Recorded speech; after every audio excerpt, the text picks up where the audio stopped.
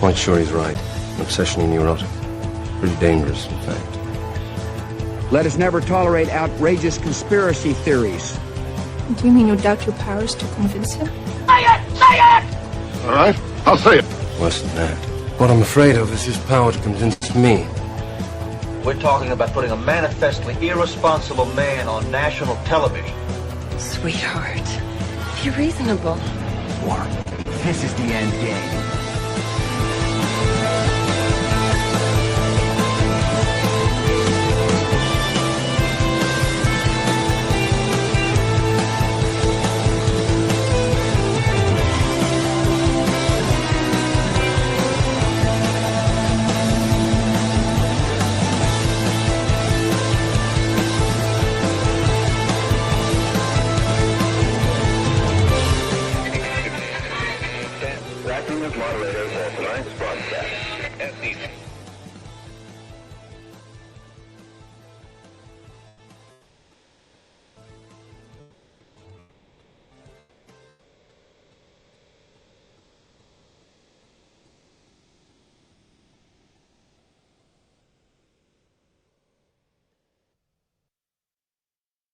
All right, everybody. It is Monday, March 31st, 2025, the 71st day of the Golden Age. I'm your moderator, Chris Paul. Let's be reasonable. I call this episode The Collapse, and we are going to see why in just a moment. James Carville, the ancient Southern Democrat strategist, Clinton ally, and just all around most Democrat that could ever Democrat. And he was always kind of referred to as something more of a centrist, and his wife was referred to as a Republican. It was a Democrat and a Republican who were married to one another. And could you believe it? They're just such opposites. And of course, they're not opposites. They're just two sides of the same uniparty coin. James Carville, we talked about him about a month ago.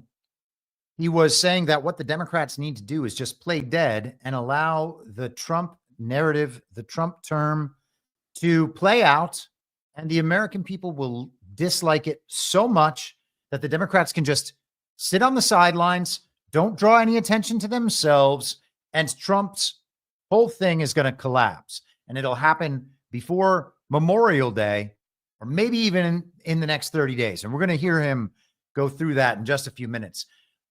But we're also just a couple days before, quote unquote, Liberation Day, as termed by Donald Trump, which I think is an interesting 5-year anniversary, as I've discussed a few times on this podcast.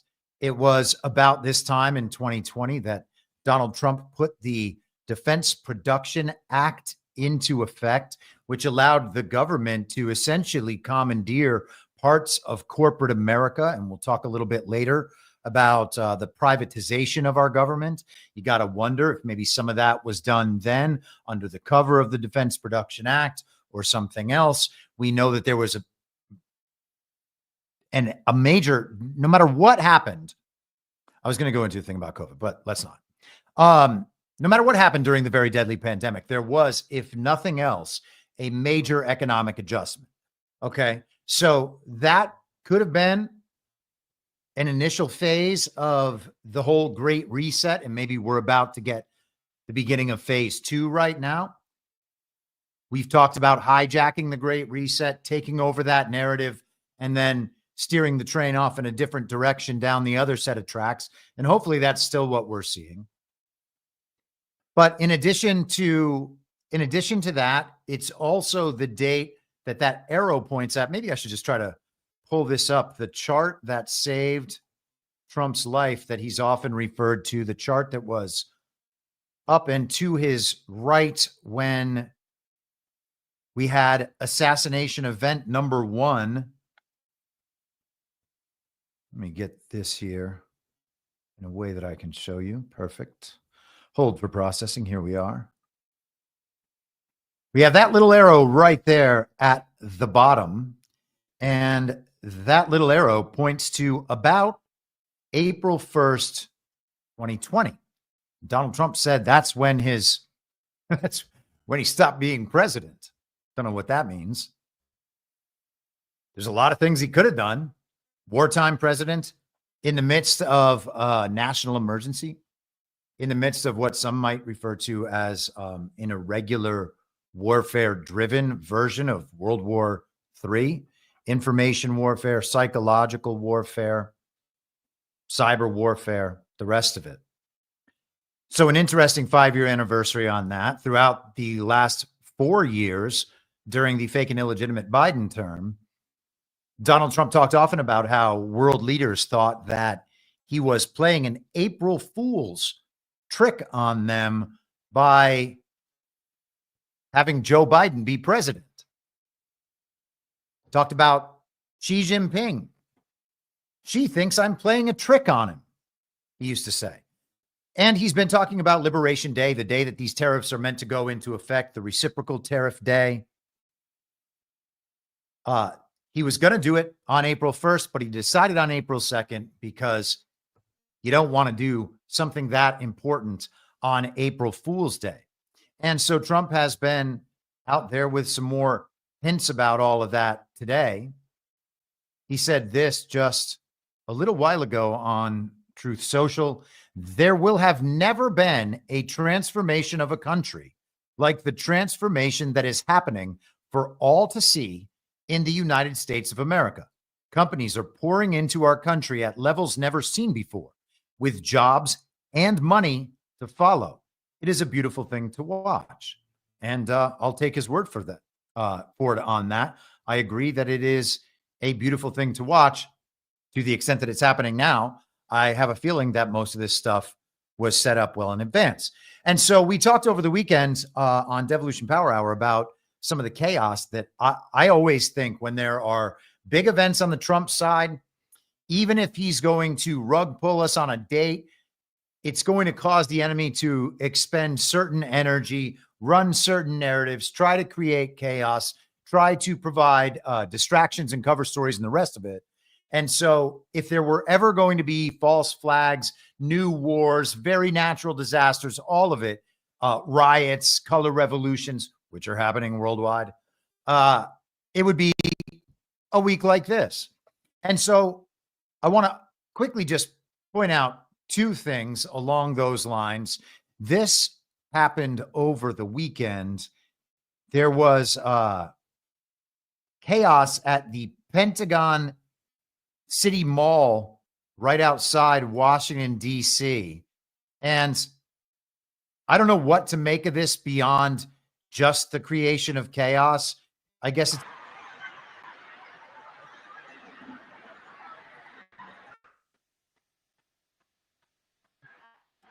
in Russia, we were told a few years ago. It's hard to even know what to make of this.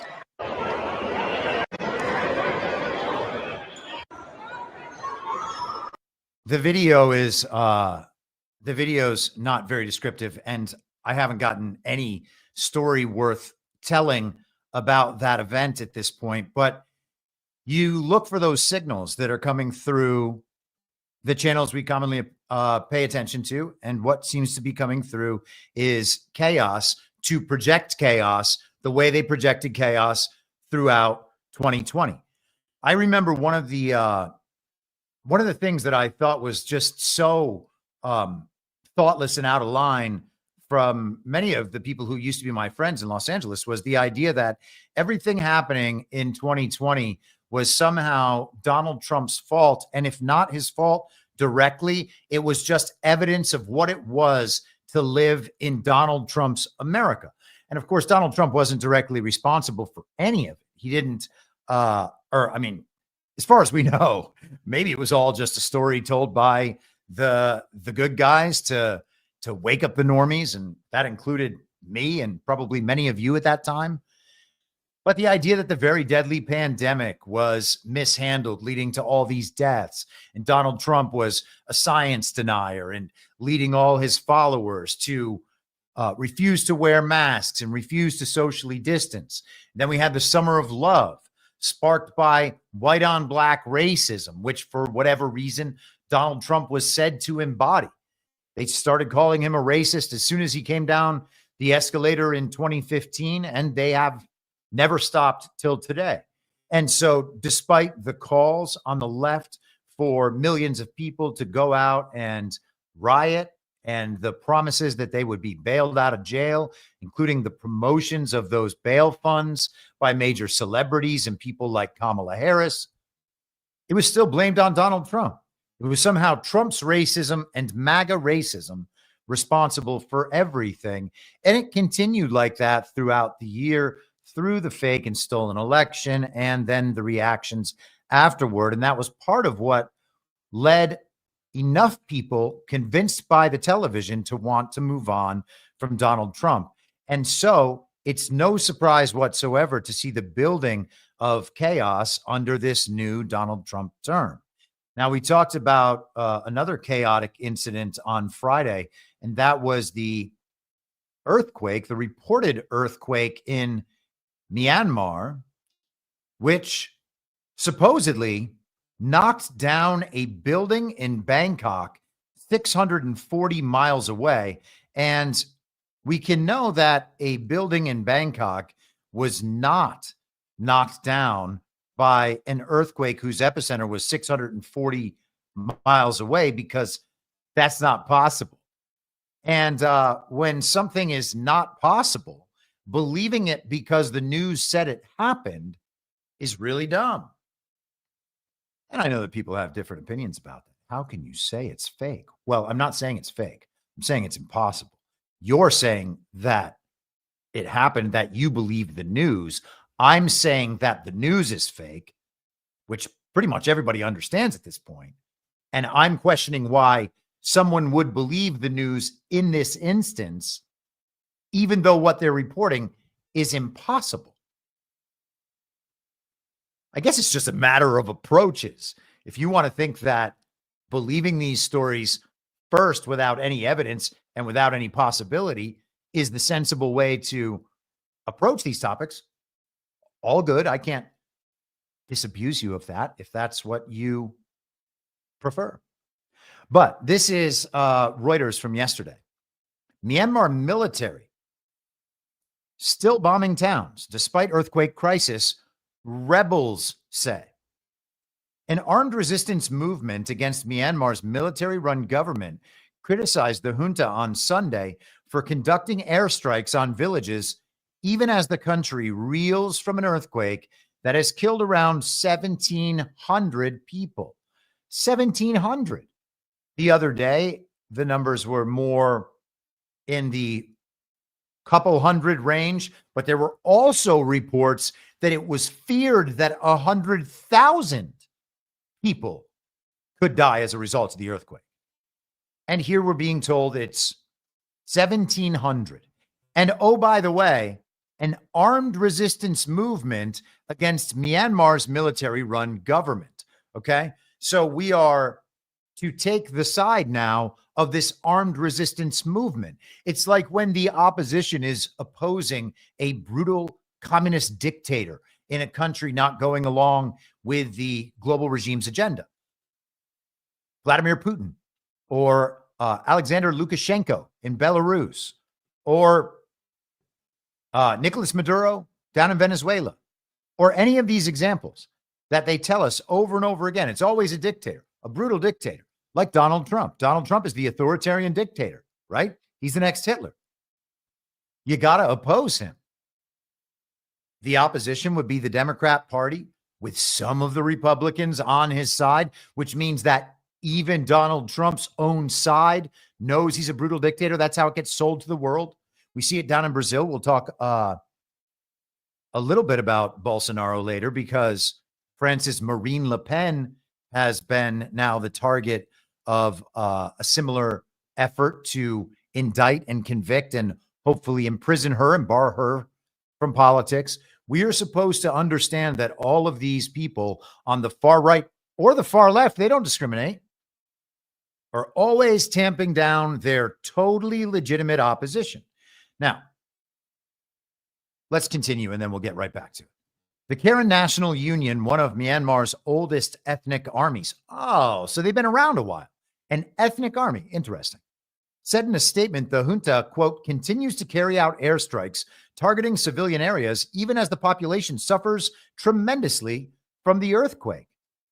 Now, we talked on Friday about how all of the news coverage was focusing the attention on what would be the response from Myanmar's military junta government, always portrayed as totally illegitimate, somehow against the wishes of the people because it's not part of our democracy, though it's pretty plain to see what our democracy worldwide means at this point. But we're supposed to understand that government is illegitimate and they're not going to be able to help the people of Myanmar in this crisis period brought about by this very natural disaster. The group said that under normal circumstances, the military would be prioritizing relief efforts, but instead is focused on deploying forces to attack its people. So the military junta government is attacking the people of Myanmar directly? Is it all the people, like innocent people, or is it this armed resistance movement? Myanmar has been locked in civil war with multiple armed opposition groups since a 2021 coup when the military seized power from the elected government of Nobel Peace Prize laureate Aung San Suu Kyi. Okay. So she has the approval of a Nobel Peace Prize. That's a globalist prize. Or you might remember they gave one to Barack Obama just for winning a fake election while being black. That was amazing. The elected government was deposed because they were not elected. They stole an election, like the regime governments, the regime factions worldwide steal elections repeatedly over the course of decades and sometimes centuries. And Suu Kyi was directly aligned with Clinton, with Obama, with Soros. The Soros Foundation and related entities had their accounts frozen in Myanmar when the military junta took over. So which side is the military junta on? That's the question. It's clearly opposed to these global regime efforts. Now, that doesn't make them the good guys necessarily, but it's not a bad indicator. Shortly after Friday's devastating earthquake, military jets launched airstrikes and drone attacks in Karen State near the KNU headquarters, according to the Free Burma Rangers, a relief organization. Singapore's Foreign Minister Vivian Balakrishnan called for an immediate ceasefire to help aid distribution following a virtual meeting with his ASEAN counterparts on the disaster. And that is just a coalition of Southeast Asian nations. So we have, and let's skip down here, by the way. I want to just do this last part. So Richard Horsey, the senior Myanmar advisor at Crisis Group, that's the International Crisis Group, the same group that wrote the report on Venezuela, how they, along with all sorts of globalists, the energy companies, global banks, etc., were trying to force Nicolas Maduro to allow them to bring their election system in and form a new government. And they had their Congress, their parliamentary style regime controlled government in Venezuela. That's not the real government. That's just their shadow government, like they also have in Poland, like they have here right now. So the crisis group was supporting that effort as they support the opposition worldwide. He said some anti-junta forces have halted their offensives, but fighting continues elsewhere. The regime also continues to launch airstrikes, including in affected areas. That needs to stop, he said. The regime was not providing much visible support in quake-hit areas, he added. Local fire brigades, ambulance crews, and community organizations have mobilized, but the militia who would normally be mobilized to support in such a crisis are nowhere to be seen. So that is all very, very strange stuff. An earthquake happens, and the bombing, the airstrikes, we are told, don't stop. The results of airstrikes and the results of earthquakes if you were to take a picture of them in the following days after they took place, I would bet that the wreckage would look very similar. And we didn't hear too much about the airstrikes the other day when the earthquake story was coming out. Not saying it was nowhere. I'm saying I looked at a handful of articles. I didn't see any mention of anything along those lines. And now we are being told that the airstrikes are happening. In fact, they're continuing. And in fact, they're even striking places affected by the earthquake. And that is just adding insult to injury, of course. That would be an atrocity if that's what was happening, if it was happening to innocent people. Now, it sounds like they're going after military targets, and this is being reported by an armed resistance group, very likely, although I can't say for sure. Let's take a look, and we will. I'm pretty sure that the crisis group, I've read a report of theirs on the resistance in Myanmar before. Let's see if we can find the Karen National Union on the crisis groups page. The search here is so bad. Let's skip that. I'm going to try another route to that.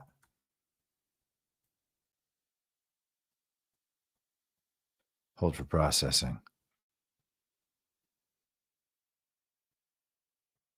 The Karen National Union, according to Perplexity, funds its operations through a combination of internal and external sources.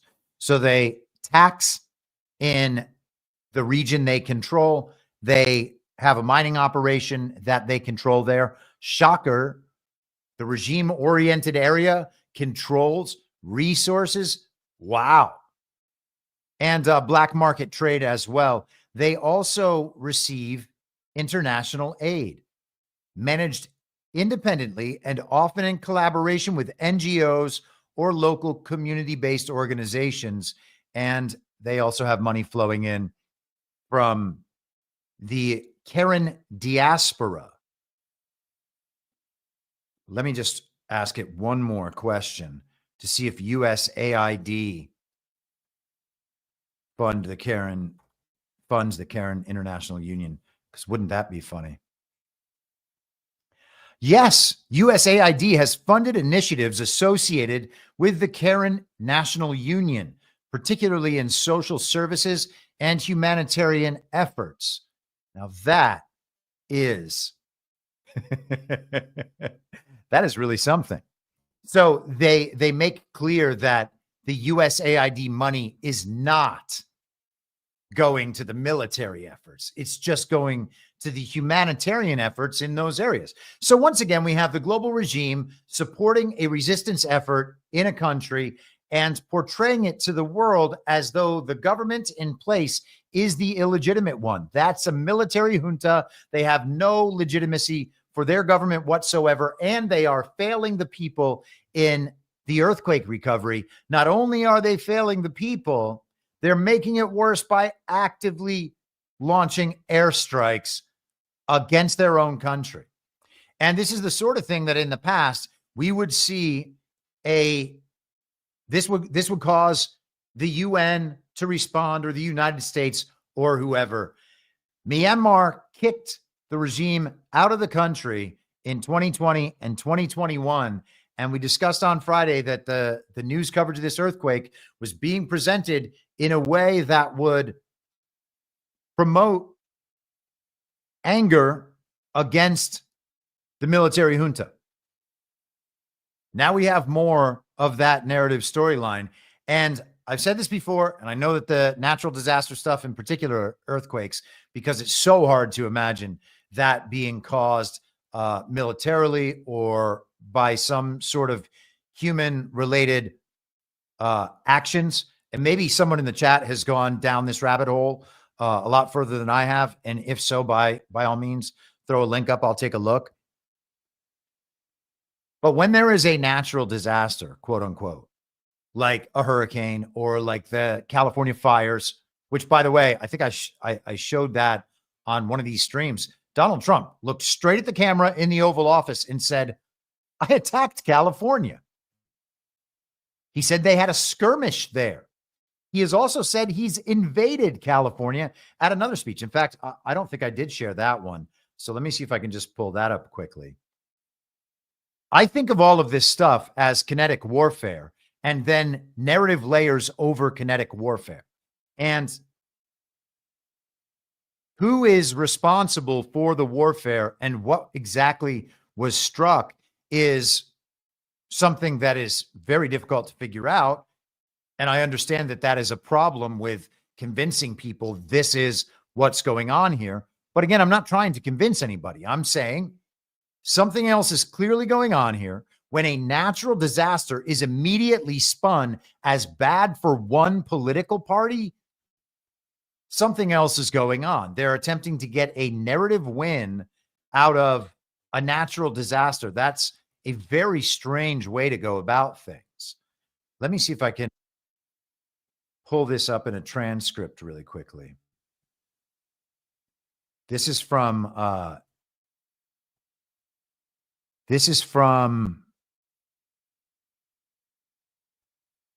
3 weeks ago, 2.5 weeks ago, March 13th. This is Donald Trump in the Oval Office with the Secretary General of NATO, Mark Rutte, who is the former, I want to say former Prime Minister of Denmark, but I could be getting that wrong. I'll check that as we listen. In a rare moment, one big, beautiful bill. That's what I like. And it seems to be that's where they're heading. And we'll have to take care of something to do with Los Angeles. A place called Los Angeles almost burned to the ground. By the way, I broke into Los Angeles. Can you believe it? I had a break-in. I invaded Los Angeles, and we opened up the water, and the water is now flowing down. They have so much water, they don't know what to do. Hey man, I don't know what to tell you. I attacked Los Angeles. We had a skirmish in Los Angeles, and he said multiple times, I've invaded Los Angeles. I keep putting it on my list of things to do. Keep trying to remind myself to go back and listen to his meeting again in full when he went out to California to meet with the local officials out there. Interesting stuff. That fire was very strange. But the point is, anytime there's a story about a very natural disaster, and that disaster could have happened in a way that was not natural, and it's clear that all of these disasters are happening in ways that aren't natural. I remember actually from that meeting pulling up the clip where Trump said that it was like the fires had a mind of their own. They were so directed. Let me see if I can find that. That would be, I think it was mind of their own. And if I got that wrong, then I'm probably not going to be able to find this clip in any quick way, unfortunately. I thought he was talking about these fires jumping around. Anyway, he was making the point that the fires were pretty obviously targeted because of how dispersed they were. A home would be destroyed over here. A home would be destroyed 3 blocks away. A home would be destroyed 3 blocks away from that. There were like 6 different major locations where there were fires and the same sort of thing was happening.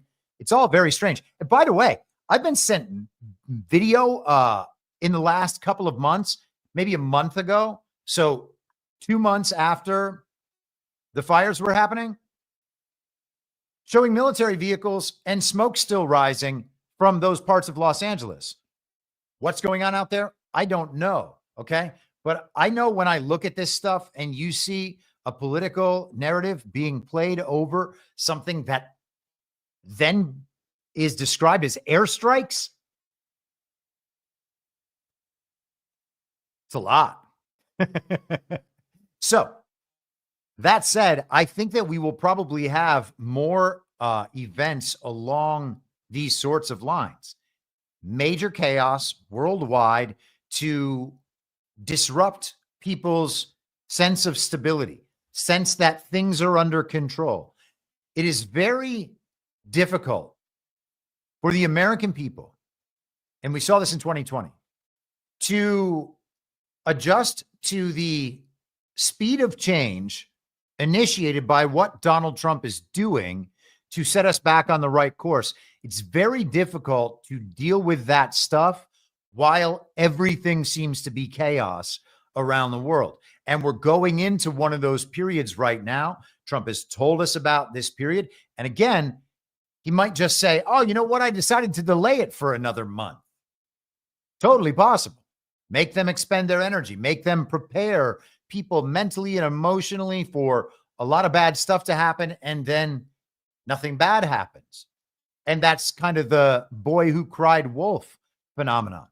The media can tell them Donald Trump's about to ruin your economy over and over. Donald Trump has crashed the stock markets. Donald Trump's tariffs are causing instability. Donald Trump pulling back on the tariffs, those cause instability too. Uncertainty is the problem in the markets. So we keep going.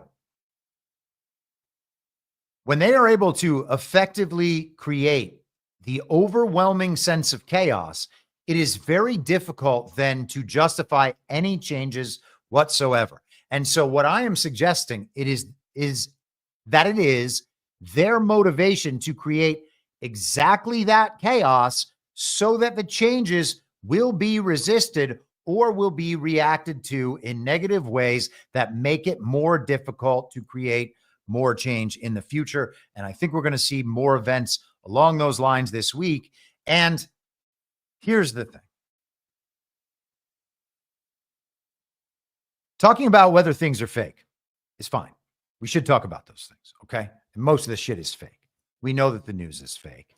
People don't believe that the parts of our world built up by the news, by history, by culture throughout our entire lives could be fake in full. And I understand that that's very, very hard to wrap your head around, okay?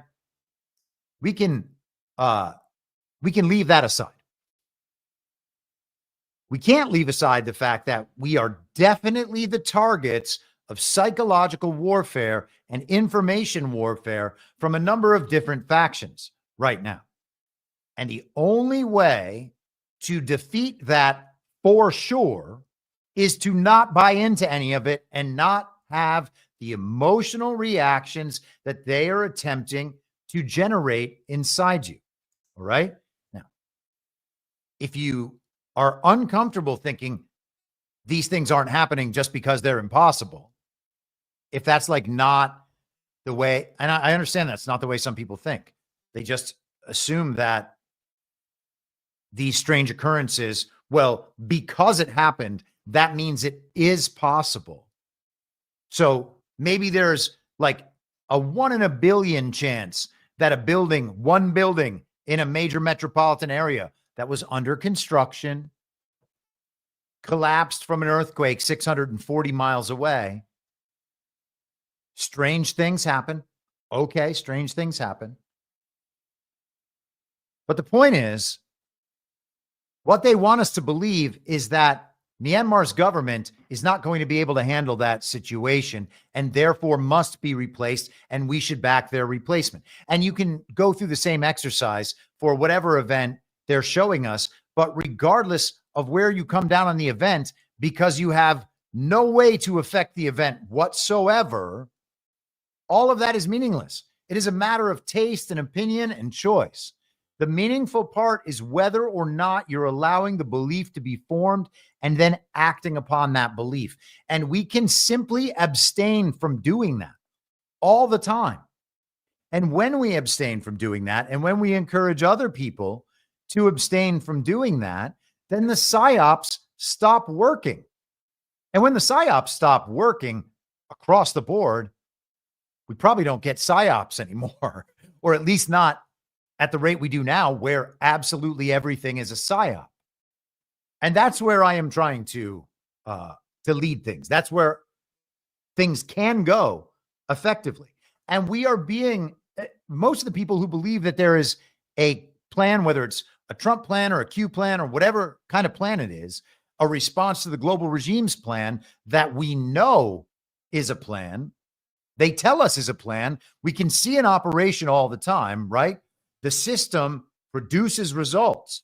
It is built and organized in a way to function, to achieve certain goals. You can watch the system operate in pursuit of those goals.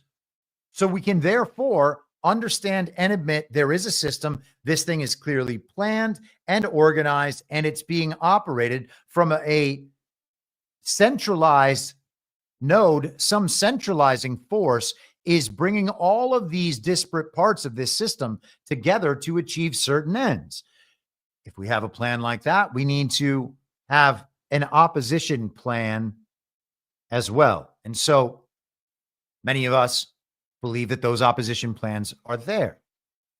Within those opposition plans, many, many people on our side of the fence think that we are being psyoped for good reasons by our side to unwind that other psyop.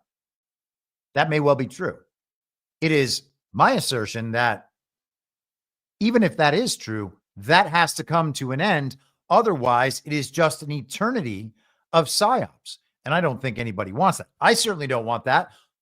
On the other hand, maybe that is just the condition of reality. It's all just being made up in one massive psychological operation to generate beliefs in people and then lead them into acting on those beliefs. And the enemy plan has certainly been effective in causing the collapse of societies, the moral degradation of societies, and we've witnessed it here throughout our lives. If we want the psyops to stop, we have to stop believing them. And if that requires a strong evidentiary basis to disprove the fake news, we're probably shooting ourselves in the foot. We'd be better off understanding, A, an event like that one is impossible. B, we can see them using that event to achieve a political end they already had before that. C, now we have another story that's supposed to make that story worse, but really just kind of refutes that story. And D, we can't do anything about it. Or did I say that for A? I got so far away from A. And when we can't do anything about it, the one thing we can for certain do is stop allowing ourselves to be manipulated in these ways. And so we're being shown that Donald Trump is going to be the catalyst for this chaos, and that the new Trump administration is collapsing. That's what they're trying to sell us right now. Donald Trump is doing things that Americans overwhelmingly want and like. Elon Musk was in Wisconsin last night. We'll get to that special election coming up in a little bit. Giving a big speech. People come out. The line is endless to see Elon Musk in person in Wisconsin. People standing out there in the bad weather. That is a visual proof of the Trump mandate, just like we had with the rallies. That's why the Democrat Party, as we discussed last week, puts together these opposition rallies to show the American public and to show the world that there is this opposition. They are coming out in numbers. And that's what we talked about last Monday. At the same time, they're admitting their popularity crisis. And yet we're supposed to believe that Donald Trump's third term is already collapsing. I'm just kidding. It's his second term. He still has a third term to come. We're going to talk about that in just a minute, too. So I mentioned James Carville. Let's get to his appearance on CNN over the weekend. This is with Michael Smerconish. And I want to go through a little bit of this because there's just a lot of interesting stuff in this. I don't think we need to do the whole thing, but let's see how it goes. So will the recent Signalgate scandal trigger a massive downfall for the Trump administration? Legendary Democratic strategist James Carville made this bold prediction just a month ago. I believe that this administration, in less than 30 days, in the midst of a massive collapse, and particularly a collapse in public opinion. He recently advised Democrats in a New York Times op-ed to embark on the most daring political maneuver in the history of our country: roll over and play dead, allow the Republicans to crumble beneath their own weight, and make the American people miss us. Joining me now is the Raging Cajun. He's a veteran political consultant, co-host of the Politics War Room podcast, and the man behind Bill Clinton's 1992 campaign victory. So a month ago, here's the full quote of what you wrote, James, in the Times. At this rate, the honeymoon, the Trump honeymoon, will be over, best case, by Memorial Day.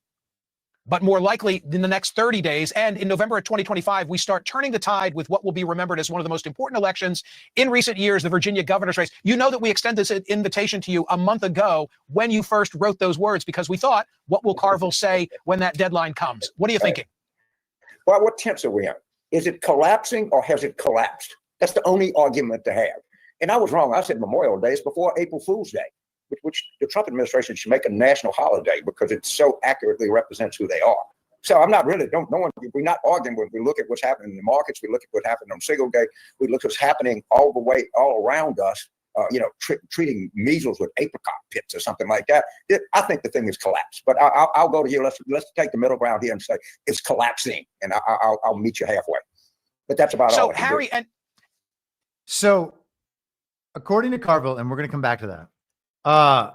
According to Carville, the only question is it collapsing or has it already collapsed? He said he thought it was going to be at Memorial Day, but now it's happening at the beginning of April, which is about 2 months earlier than Memorial Day. Well, what else do we talk about that's supposed to happen around Memorial Day?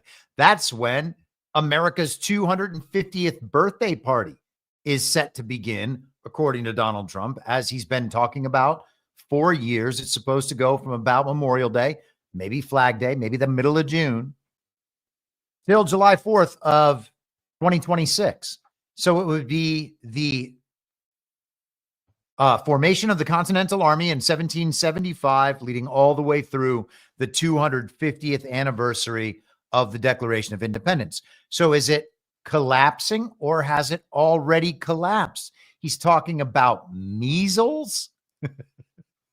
Is this what people actually believe? And by the way, it's entirely possible that people, it's not even worth calling them the far left. That's kind of like what people say to denote people who are really, truly Trump deranged and really, really addicted to the central narrative. I don't think that that's far left. Far left describes a political ideology that those people may or may not have, but most of those people would not identify as wanting absolute state power, for instance, except relative to someone like Donald Trump. You could also convince me that they actually do like absolute state power and are just unaware of their true political ideology. I would also accept that as an answer, but far left doesn't really seem to capture what these people believe. They believe what's on TV. They hate Donald Trump. It is Trump derangement. It's the standard issue villager problem. It's an information problem by and large. It's entirely possible that people out there think Donald Trump is killing babies with measles because Robert F. Kennedy Jr. once talked about alternative measles therapies. And that's what he's referencing with, I think, the apricot pits. Is that what he just said? Is it collapsing? Has it collapsed? The answer is neither. And Smirkanish kind of knows it's neither. And here is, let's go back to that. Harry Enton, I really respect his opinion. He crunches numbers for us here at CNN, and he spoke to Trump and right track, wrong track numbers. Let's roll the clip and then have James respond. Go ahead. Sure. All we talk about is how unpopular Donald Trump is. But in reality, he's basically more popular than he was at any point in term number one, and more popular than he was when he won election back in November of 2024. And let's also just keep in mind that Donald Trump, if this is his highest popularity ever, he's already won 3 elections. Okay. So he's popular enough to win 3 elections, and now he's at his most popular, and we're supposed to believe that he is still not only unpopular by and large, as these nonsense numbers from this fake poll say, but that his administration is collapsing because of Signalgate. Let us continue. I mean, James, to have these numbers and be any other new president, newly inaugurated president, you'd be regarded as a disaster. But for him, doesn't Harry have a point? His base is holding, and as compared to his other numbers, he's doing quite well. Well, he's a mathematical genius. He knows algorithms. He knows regression analysis. He can look at things. Myself, I'm a humble political consultant. What I look at is election returns. Yeah, voters voting. If you notice, Trump couldn't put Stefanik as UN ambassador because they were scared they were going to lose a district that Trump carried by 20. I'm going to read the election returns in Wisconsin on Tuesday night. I'm not going to do a regression analysis or anything or complicated mathematical formula. So I guess what it comes down to, I'm just too dumb because I'm a guy that believes that winning elections is the most important thing there is in the United States. How about that? The results of fake elections are the true indication of popularity. And if Republicans lost last week in the fake election in Pennsylvania that Scott Presler told us was real, and if they underperform or lose in Wisconsin and Florida, well, that's proof right there that Trump's third term has collapsed already. That's what Carville says. Now, does Carville know that the election fraud system is still present all around the country? Of course he knows that. We would all know it too, except many of us, decided that was no longer true because the TV told us that Donald Trump won a fake election that they could not have told us he lost. There's no way the TV could have told us that Donald Trump lost that fake 2024 election to Joe Biden first or to Kamala. Just wouldn't have been possible. No one would have believed it, except for, again, the same sorts of people that think Donald Trump has caused a measles outbreak. There's nothing that can be done with these people. And I know plenty of them, and it makes me sad. It's probably gonna hurt. And that makes me very sad. But you're not going to convince them. They still believe this nonsense. And so if you believe that elections are real when they are not real, and then you take the results of fake elections as proof that an entire political movement is collapsing, then the trick has worked. And that's what the trick is for. If elections aren't real, I said this on Devolution Power Hour last week, and I may have said it on here. If the people voting in elections know the elections aren't real, the people running in the elections know the elections aren't real, and the people operating the election apparatus know that the apparatus is set up to rig elections, and that's definitely true, then what we have are not elections. We have a collective psychological operation. We are psyoping ourselves through our participation, which gives credence to the idea that the results are therefore real. Well, I know that I went and cast a real vote, and I know that that person and that person and that person and that person went and cast a real vote. Now, do you know your vote was accurately counted? Do you know it was a real vote? Do you know that the machine read it? Do you know that the machine didn't read it as something else? So then you don't actually even know that you voted. But you went, or you mailed in your ballot. So you cast a real vote and these other people cast real votes. And therefore, all the votes in the election must be of the same variety, that same sort of realness. Therefore, the whole election is real and you can't say it's not. And because people believe that psyop and then act in ways that correspond with the belief the psyop has formed, that does then dictate our political future. It's just a psyop.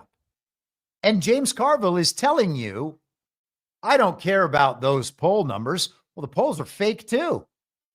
He doesn't care about those poll numbers. All he cares about is election results. And he's going to look real smart if the Democrats get those election results tomorrow, won't he?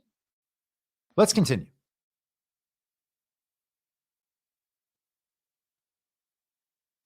When you wrote in the Times and you spoke of rolling over and playing dead, you said, allow the Republicans to crumble beneath their own weight and make the American people miss us.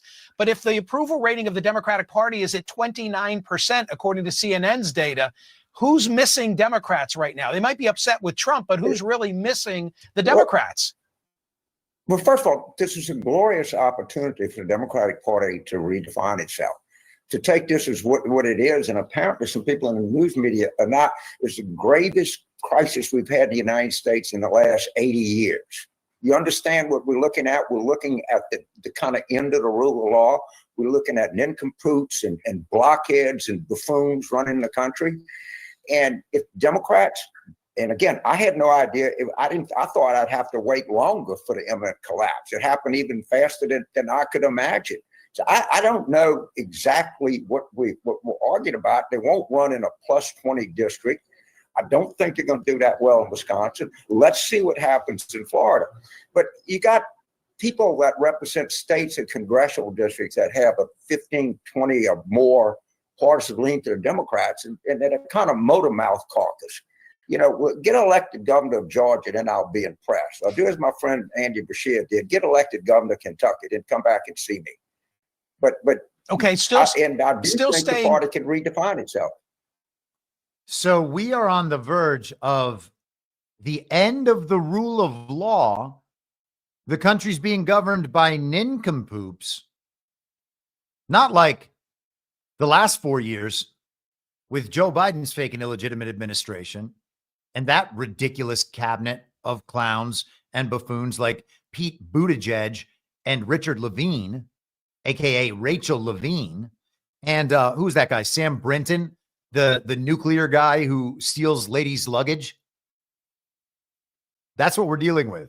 And, you know, the adults were back in the room. Now we're back to being governed by blockheads and nincompoops.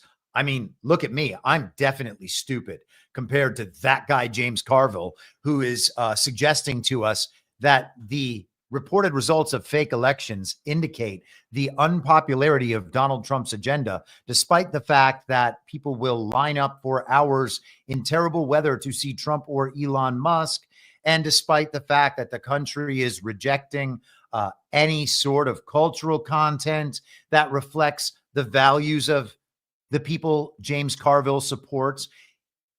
It's all about the results, the reported results of these fake elections. He talks about Andy Beshear in Kentucky. It's a joke. Let's continue. Still staying focused now on your side of the aisle. Here's what Governor Newsom said last night to Bill Maher. Roll it. We just have to continue to talk to ourselves, or we're in the same damn echo chamber. These guys are crushing us. The Democratic brand is toxic right now. We had a high water mark 2 weeks ago, and that was a CNN poll at 29% favorability. It's dropped in the NBC poll down to 27%. It's one thing to make noise, but you also have to make sense.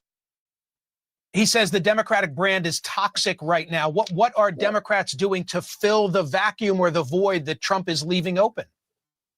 Well, let's see how toxic it is in Wisconsin. All right. I mean, the toxicity is relative to your opponents. The second thing is, I'm not going to get bent out of shape about the party rating in March of an odd number year. Let's see what happens in Virginia. Let's see what happens when we have these really, really talented people run for president. This whole thing is, and the Democrats, they had 127. What they going to do?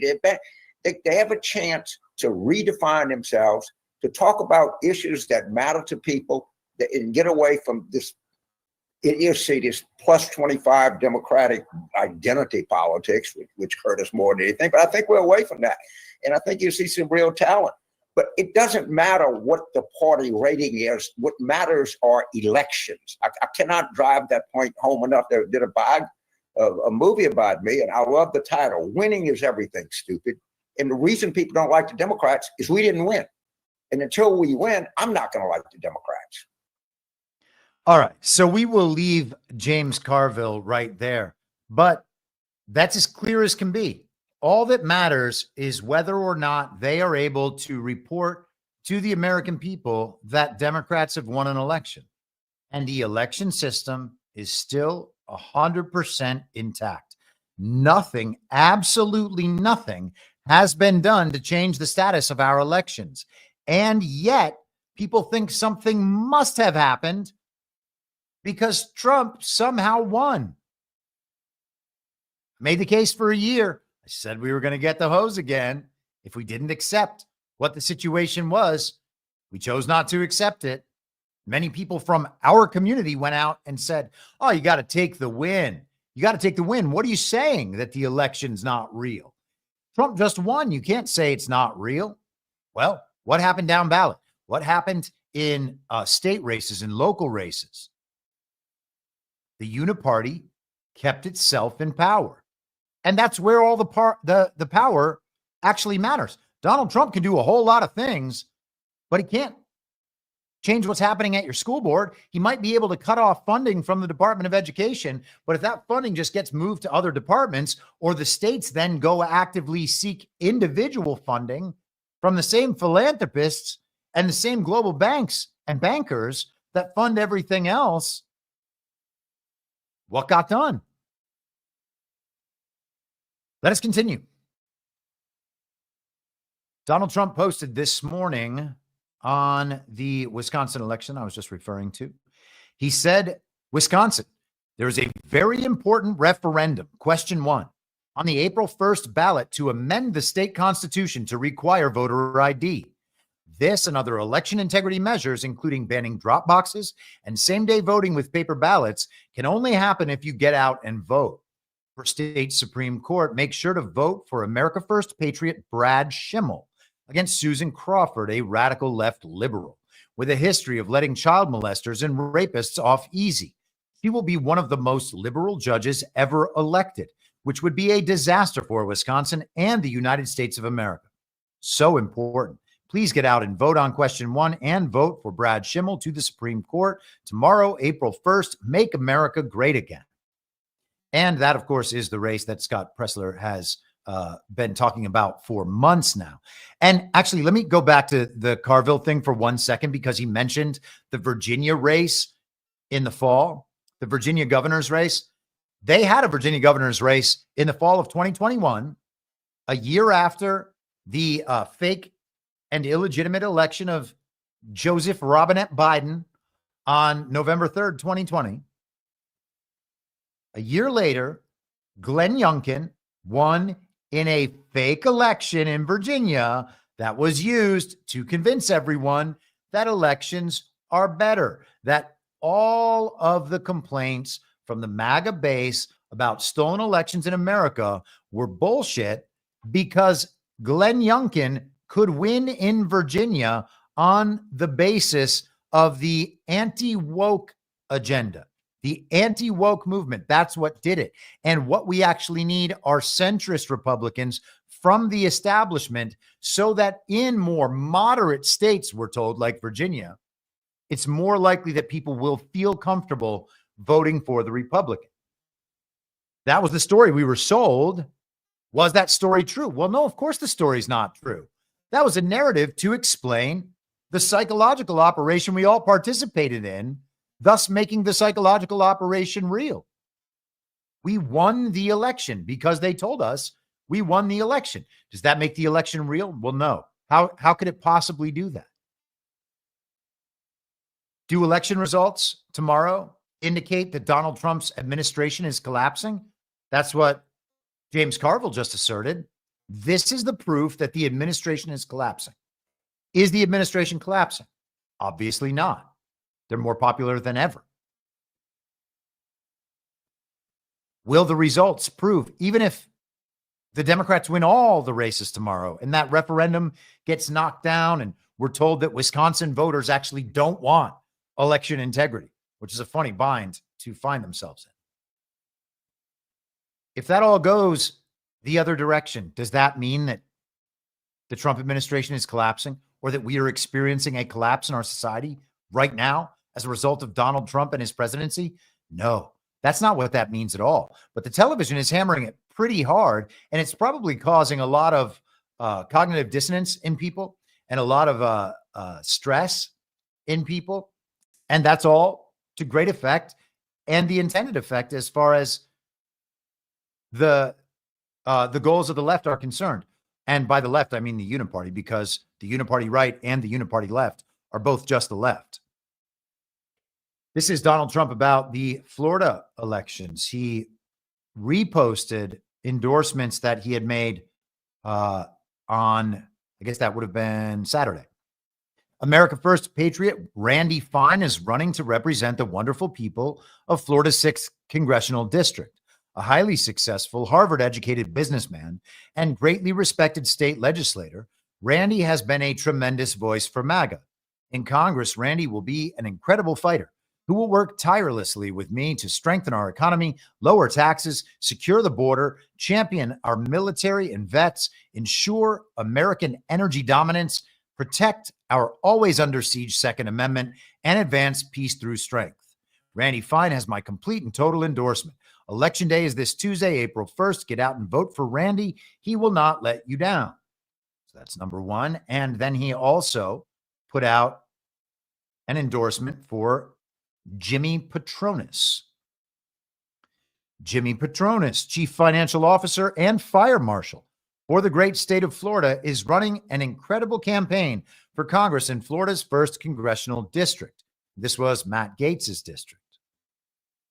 A 4th-generation Floridian from the beautiful Panhandle and owner of an iconic seafood restaurant, Jimmy has been a wonderful friend to me and to MAGA. As your next congressman, Jimmy will fight hard alongside me to grow our economy, cut taxes, secure our border, stop migrant crime, strengthen our brave military and vets, restore American energy dominance, and defend our always under siege Second Amendment. And he has said the same thing, complete and total endorsement. Get out and vote.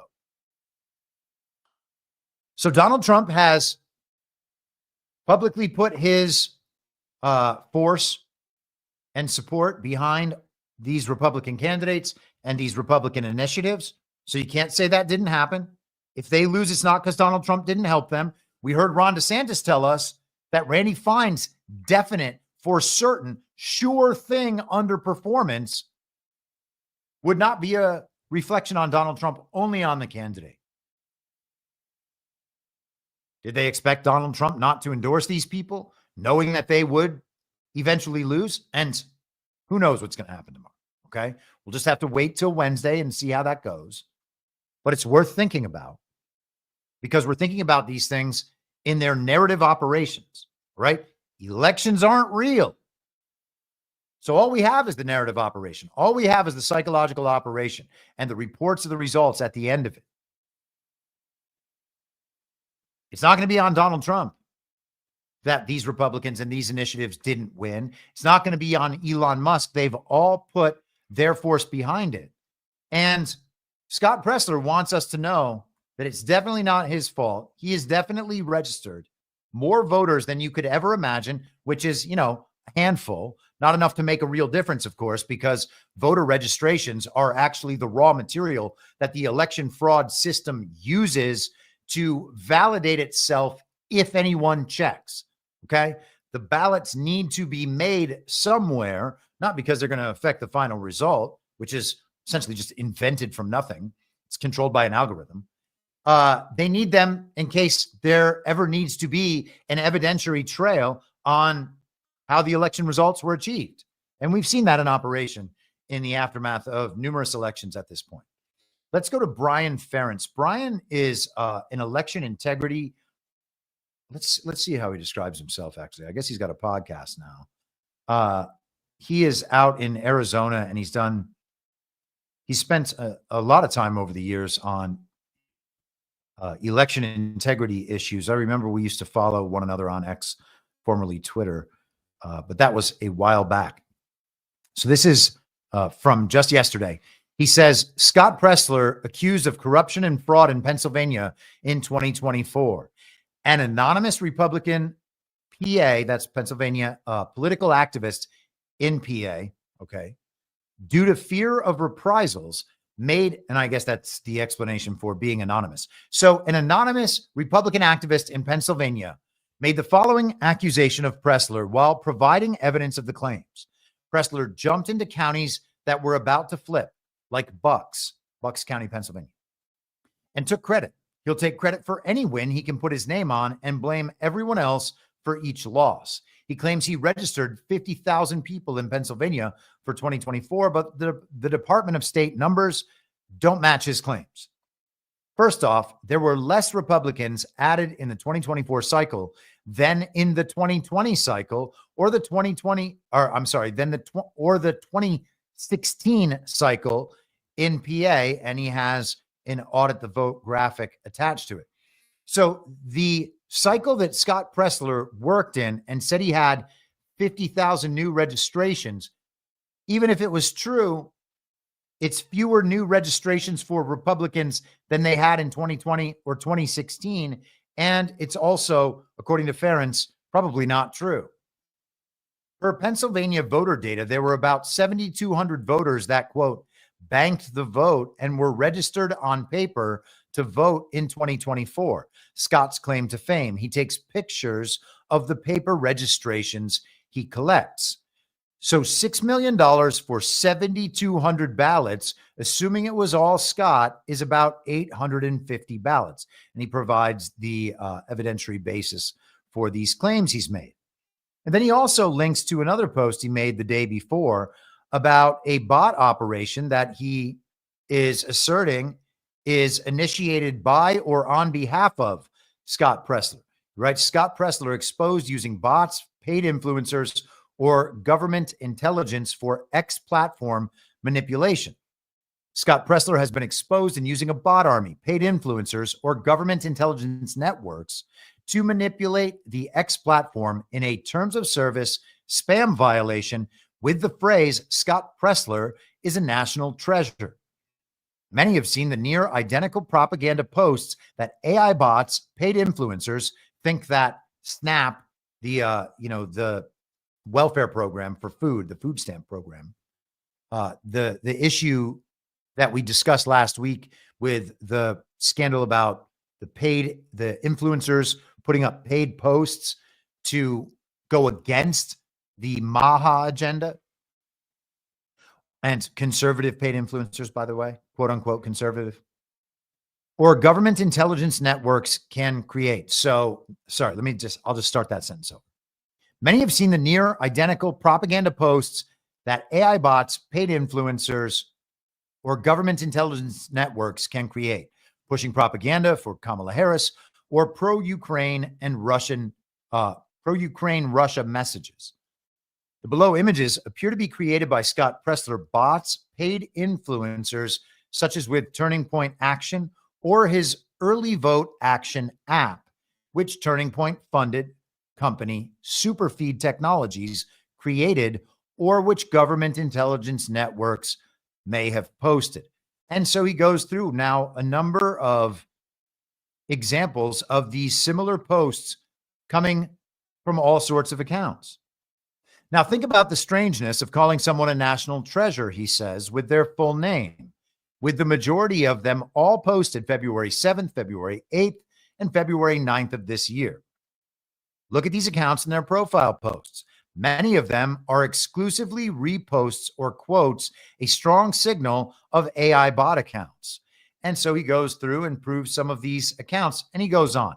And we don't have to go through the entire thing, but it's important to see the information operation and to understand what's going on here, especially if Scott Presler takes the same tack that he took last week and begins telling Republicans that they simply didn't go out to vote.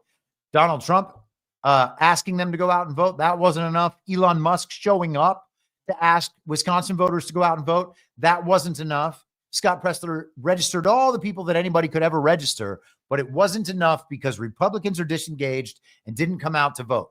The elections aren't fraudulent. It's just that Republican voters don't care unless it's Donald Trump.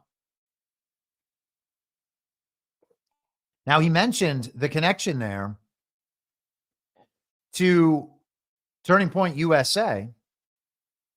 And this was from Breitbart in 2023.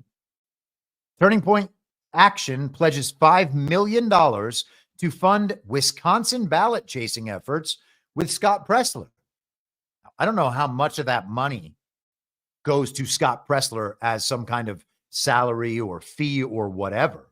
But Turning Point Action, Turning Point USA's sister 501c4 organization, is pledging $5 million to fund Wisconsin ballot chasing efforts in collaboration with conservative activist Scott Presler ahead of the 2024 election.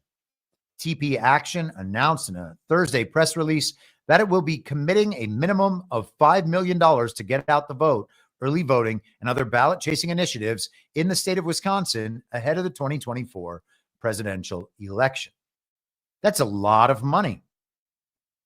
Was it worth it? Well, we're told that it was worth it because despite whatever uniparty results were achieved down ballot, the state, the local levels, Donald Trump won the state of Wisconsin. Isn't that amazing? That means Scott Presler's work must have paid off. And of course, Scott Presler and Charlie Kirk have taken a lot of responsibility for that MAGA win. The New York Times ran an article about how Charlie Kirk and his influencer network and Ben Shapiro and his influencer network were responsible for the Donald Trump win in 2024's fake election. And it's not me just saying that, by the way. I know that makes people uncomfortable calling the 2024 election fake. Here's Donald Trump. Sports has always been something that Americans rally around to come together. They really do. You won the popular vote. You won all the swing states. But still, Kamala Harris got 75 million votes in the country. Well, if you believe the whole thing. Yeah, okay. Let's just say it is ridiculous. That the election was as it was. Excuse me. There are 7 swing states. I won them all. You did by a lot. But let me just get to the dismount here. And I won the popular Have vote. you thought about how to try to bring the country together? If you believe the whole thing's ridiculous. That's Trump saying it about the 2024 election. So is it possible that Charlie Kirk and Scott Presler won the fake election for Donald Trump? No. That's not possible because, again, there's nothing else we could have been told. The plan was that exactly what happened. And I was outlining that plan for a year. Okay. That should be the sort of thing that's impossible unless you are examining a situation, understanding that it is just a narrative manipulation and operation rather than a real election. Let us continue. Now, on the other hand, to give Charlie Kirk whatever credit he might be justifiably due, there is a major media presence out there supporting the Turning Point USA agenda, which is not the same as the MAGA agenda. Those are different agendas.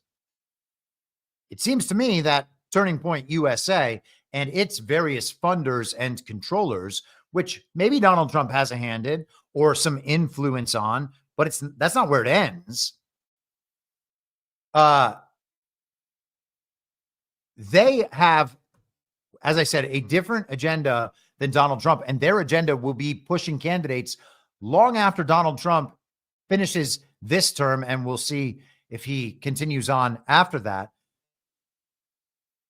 But if they have a different agenda than Donald Trump and they have glommed on to MAGA and become Trump first and America first in branding and in name and in messaging while still having ulterior motives, then that's like a parasitic relationship. That is not an alliance.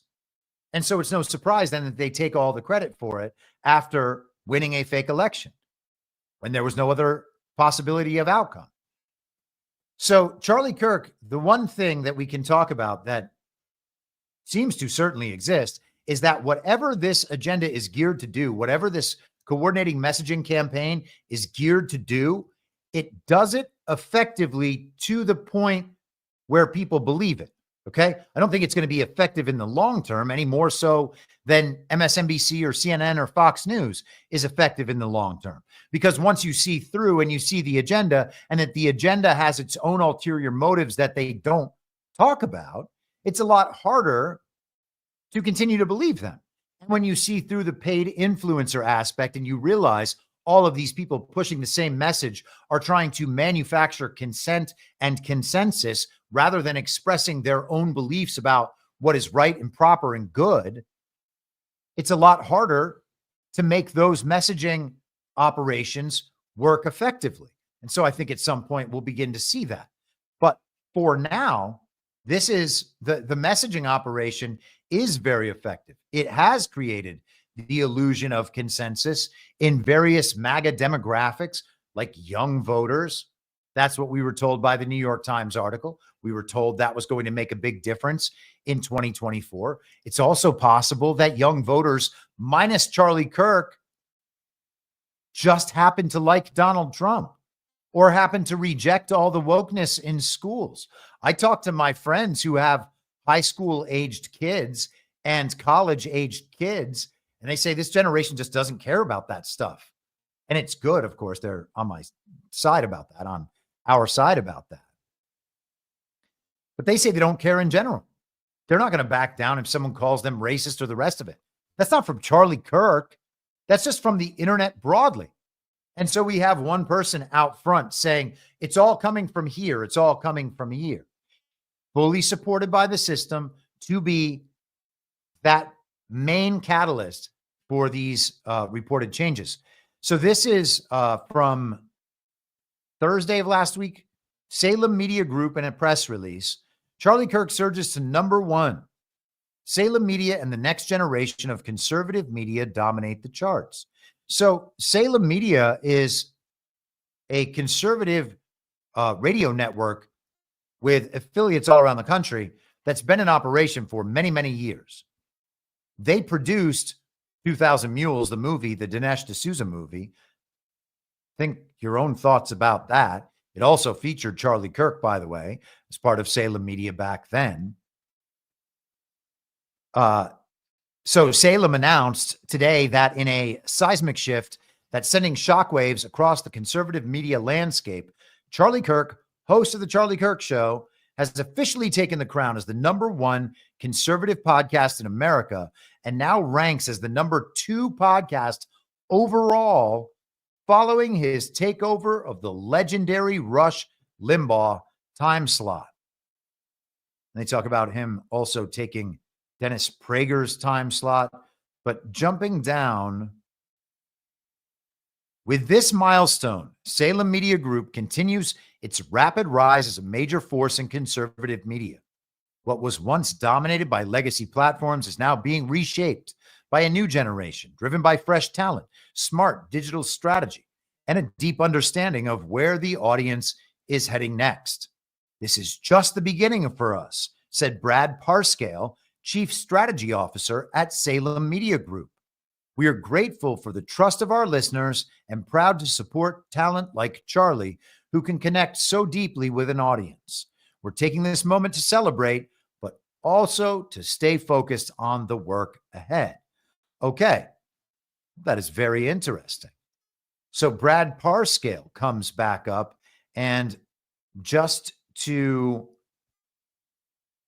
go back to this from last week, we talked about this when we were talking about Influenceable IO and the paid influencer campaigns.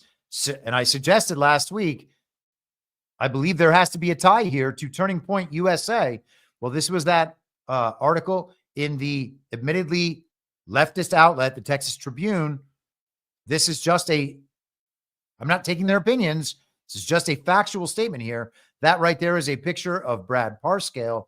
And they note right here that Influenceable was founded by the North Carolina brothers, Cameron and Liam Rafazadeh. And it notes not much further down, Influencable's website touts a partnership with Campaign Nucleus, a company that Parscale began developing years ago. So there's your connection right there. Whatever's going on at Salem, this is all funding or funneling into the same spots. Now, is this all a genuinely pro-Trump and even Trump-directed information operation and organization with a bunch of different branches? That's possible. I can't rule it out. I'm not saying there's no way that's happening. Okay? Maybe it's all a good psyop and to wake up the normies and lead us to the right place in our beliefs about the election system. Or maybe we could have just been told that the elections were fake and actually had the conversation in public so that everybody knew, and then we could move forward. And I do know that Donald Trump is out there continuously saying that election fraud is a real problem, that it needs to be fixed, and that our elections are fake, as he said in those exact words last week. if you believe the whole thing's ridiculous. Well, on one side, you got Donald Trump and people like Steve Bannon talking about election fraud. Elon Musk is always out there calling for voter ID. On the Charlie Kirk and Scott Presler and the influencer side, we don't see claims about election fraud. We saw a lot of Ron DeSantis support, a lot of support for the conservative, quote unquote, establishment, but we don't see a whole lot about election fraud. In fact, Scott Presler was out there telling us that elections are real, they are legitimate, and that the reported results accurately reflect the will and intent of the American voters. I do not see how that could possibly be true. And there's no proof that it is true anywhere, which is why they don't let us check. Quick break. I saw a Rumble rant earlier. Ali Stussy, $5. Since you are the TV character that I look forward to watching and listening to, would you create a reading and listening list to get me through while you are writing your book? I can do that. I will definitely think about doing that. Listening list, I don't know. I don't listen to a whole lot of stuff anymore. Reading, sure. But I've talked about a lot of those books. To be fair, like whatever reading list I would put up, it would be a lot of stuff that I've talked about on here before. So thank you for the rant. I will keep that in mind, and maybe I'll just take notes over the next few weeks and eventually have a list compiled that way. Snowcat Operator gifted 5 subscriptions. Thank you very much. Hopefully some people have grabbed those, or maybe they just get doled out automatically. I don't know. But thank you, Snowcat. L. Lloyd in the chat says, my 2 adult sons love Trump and don't even know who Charlie or Ben are. How about that? That's really interesting, honestly. Because they are just everywhere in certain parts of MAGA media and in certain channels. Very big on Twitter. That's for sure. Probably the biggest on Twitter. Isn't that strange? Twitter, where the Ron DeSantis op is, where all that influencer network was supporting Elon Musk to no end about making Twitter a free speech platform, despite Twitter not being a free speech platform. Really is incredible. It's like they have their whole, like a whole different thing going on. This is Politico from Friday. Trump taps ex-Arizona AG Brnovich for Serbia ambassadorship. And actually, let's just go to Donald Trump's post first. We don't need Politico to tell us what Trump said. We should just hear what Trump said. Here is his post from Friday. I am pleased to announce that Mark Brnovich will be our next United States ambassador to Serbia. Mark is a proud veteran of the Army National Guard and previously served as Attorney General for the great state of Arizona. As the son of refugees who fled communism, Mark will be a strong advocate for freedom and always put America first. Congratulations, Mark. Politico. Let's go back over there. They note, an Army National Guard veteran, he served as Arizona's top prosecutor from 2015 to 2023. He ran in the 2022 Senate election, but lost to Trump's preferred pick, Blake Masters. And then Blake Masters went on to lose. Blake Masters also ran for House in 2024 and lost that as well. Let me just make sure here. I believe that he lost to, in 2022, Mark Kelly, the astronaut, the husband of Gabby Giffords, communist, who just went to Ukraine a couple of weeks ago to run that weird op. He defeated Blake Masters in 2022. Sorry, let me just check with the machine. We talked about this, and I'm almost positive that I just want to say things correctly. You know what I mean? I believe he lost a primary to Abe Hamadeh. Hamadeh had previously won the Republican primary in July 2024, defeating notable candidates such as Blake Masters, Ben Toma, and Trent Franks. Okay, so Abraham Hamadeh was widely supported in Arizona, and I know Kash Patel was a fan of his, and he seems like a good guy. This is all, I don't know how every element of the game is playing out, but Blake Masters ran for Senate in 2022 with a Trump endorsement, ran in 2024 in the primary, lost to Blake Masters, but he defeated Brnovich in 2022 in the Arizona Senate primary. We're told the primaries are even faker than the general elections. Blake Masters was a Peter Thiel guy. J.D. Vance and Blake Masters were the two Peter Thiel Senate candidates in 2022. Ohio and Arizona, they were supposed to win both of them. And Masters never really got on board with what Trump supporters in Arizona actually believed. He was never really credible as a MAGA candidate, including in this past election. Now, if Donald Trump actually supports him in some way, I'm not aware of it, but competing against Blake Masters is very strange. And it's odd to see Politico asserting, at least giving the impression that Masters lost that Brnovich lost because Blake Masters was Trump's guy. Brnovich is not expected to face many hurdles for confirmation, as his views are seen as within the mainstream of the Republican Party, and he does not have a particularly controversial background relative to other Trump nominees for diplomatic postings.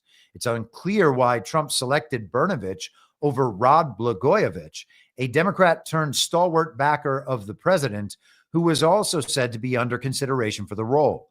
Blagojevich's relationship with Trump dates back decades, and he defended the president during his legal troubles in 2023 and 2024.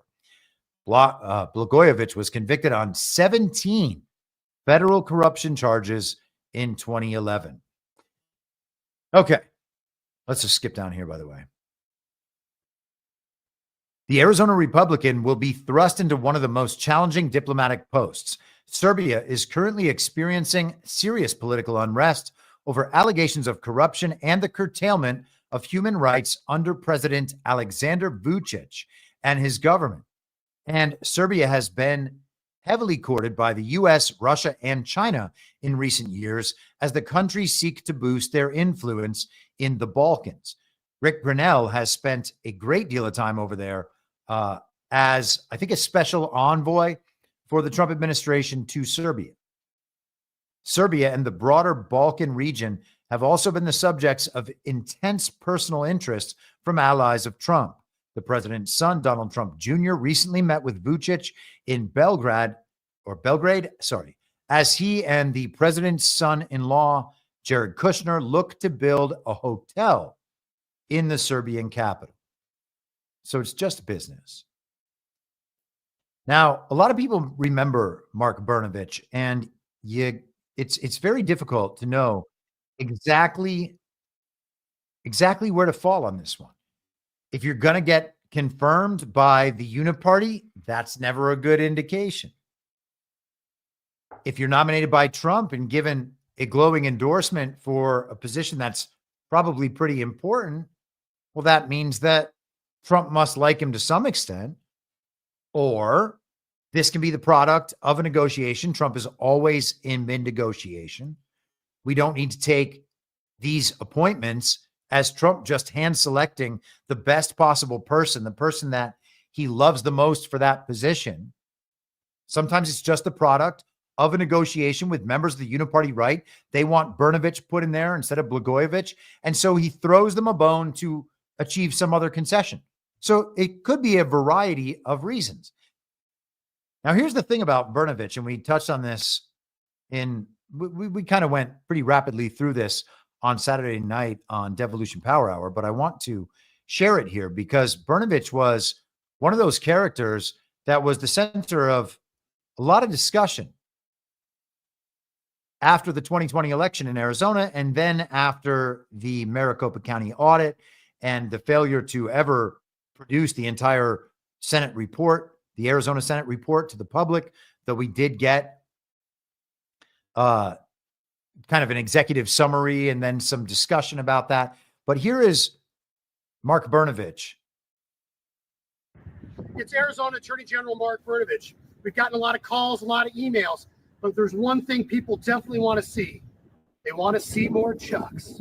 So people, you want more Chucks? You got more Chucks.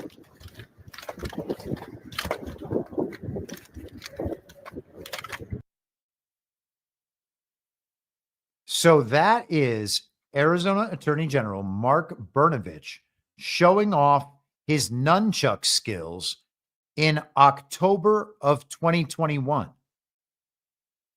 in a video that is just, I mean, that's as weird as can be. The Attorney General is saying, hey, you want more nunchucks? You're going to get more nunchucks.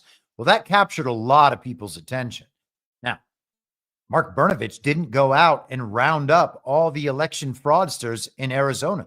So whatever efforts were performed on behalf of the people of Arizona to achieve some form of election integrity in a state that has got truly awful elections, totally unaccountable elections, whatever he did either wasn't enough, didn't get the job done, or we haven't been told about it yet. It was stuff done primarily behind the scenes and then kept behind the scenes waiting on something else. Now, we just had the Trump election integrity order last week and continued talk about how our elections are fake. Is this an indication that we might be getting some action in Arizona soon? Well, I certainly hope that's the case. I definitely can't tell you that is the case. But we have been told for years by Steve Bannon, who I think has some insight into the way these narratives are rolling out because he is way ahead of them and leading MAGA through all the steps of these public narratives. He has always said Arizona will be the first domino to fall.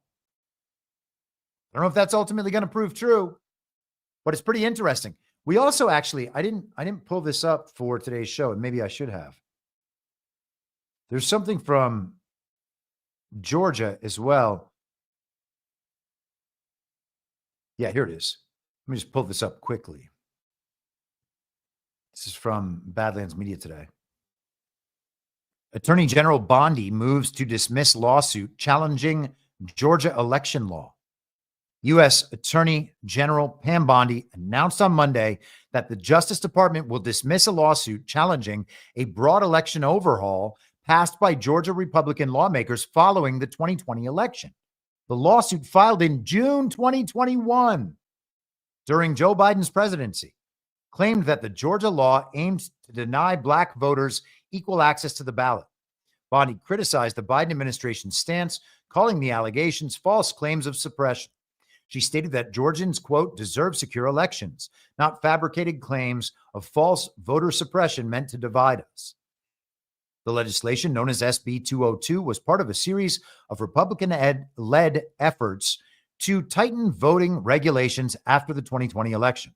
The law introduced a voter ID requirement for mail ballots, reduced the time for requesting a mail ballot, and prohibited groups and organizations from distributing food and water to voters waiting in line.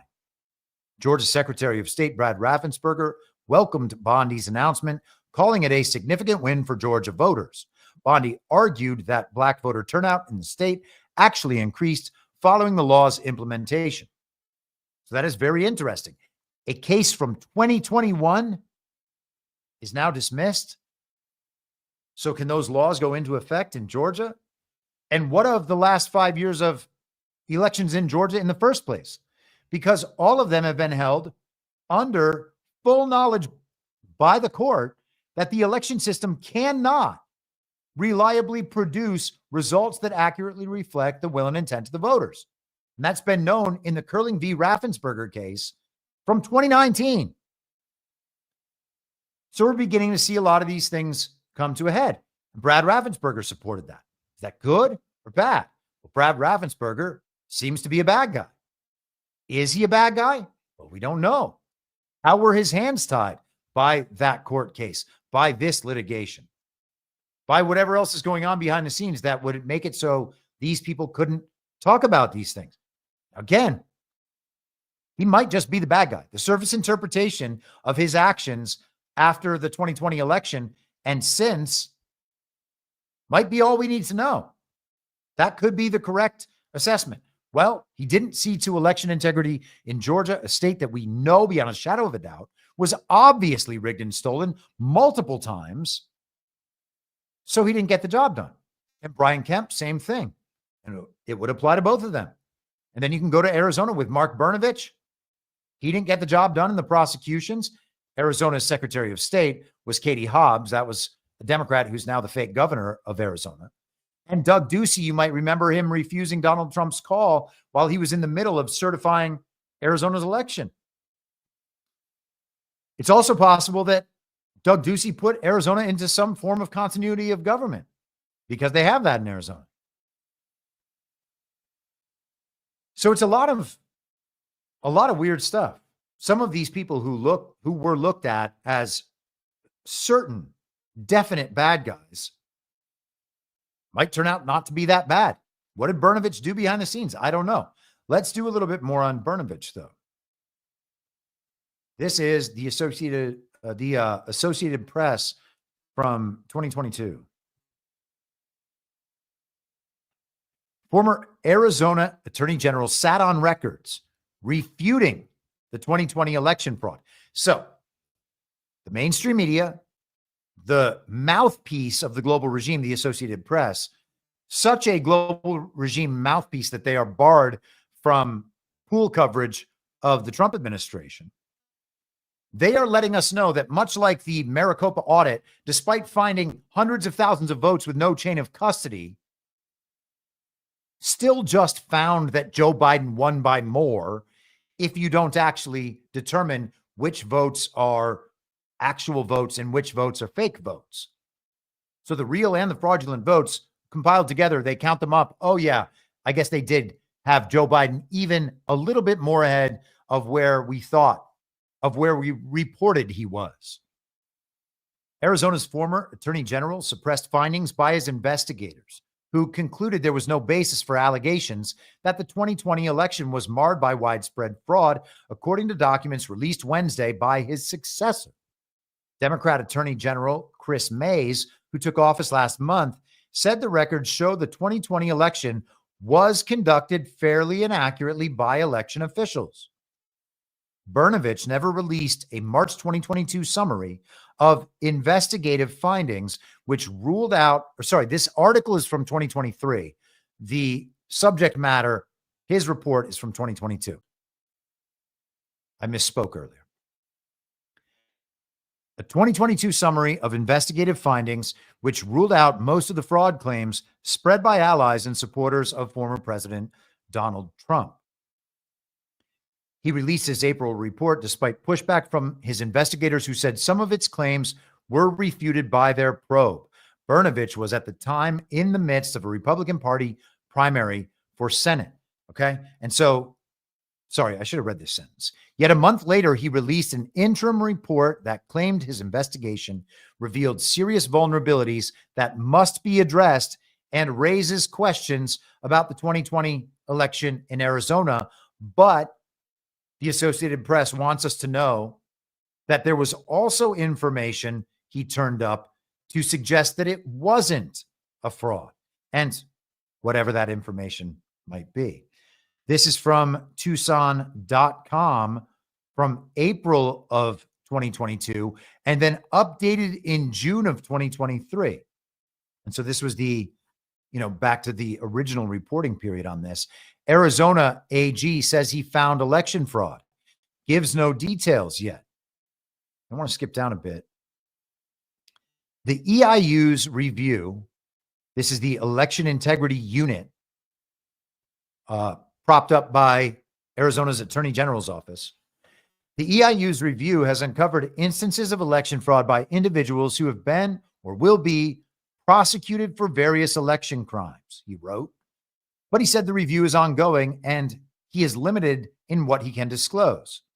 But much of what has already come to light falls into the area of individual actions and not wholesale fraud, such as the charges Brnovich's office brought against a Cochise County woman who pleaded guilty to voting the absentee ballot sent to her deceased mother. Okay, so he found problems, but trust us, it's just like this one that is not really a problem. It's just one person who did a bad thing. Criminal charges or not, Brnovich said there are bigger problems. We can report that there are problematic system-wide issues that relate to early ballot handling and verification. Early ballot handling and verification. Verification would mean signature matching, for instance, which one of Kari Lake's lawsuits was explicitly and specifically about. That they had an AI program matching signatures. The AI program would give a red light, a yellow light, or a green light, and then a person would just press the button, every time they saw a green light to approve the ballot. That was what constituted as a human verified signature match.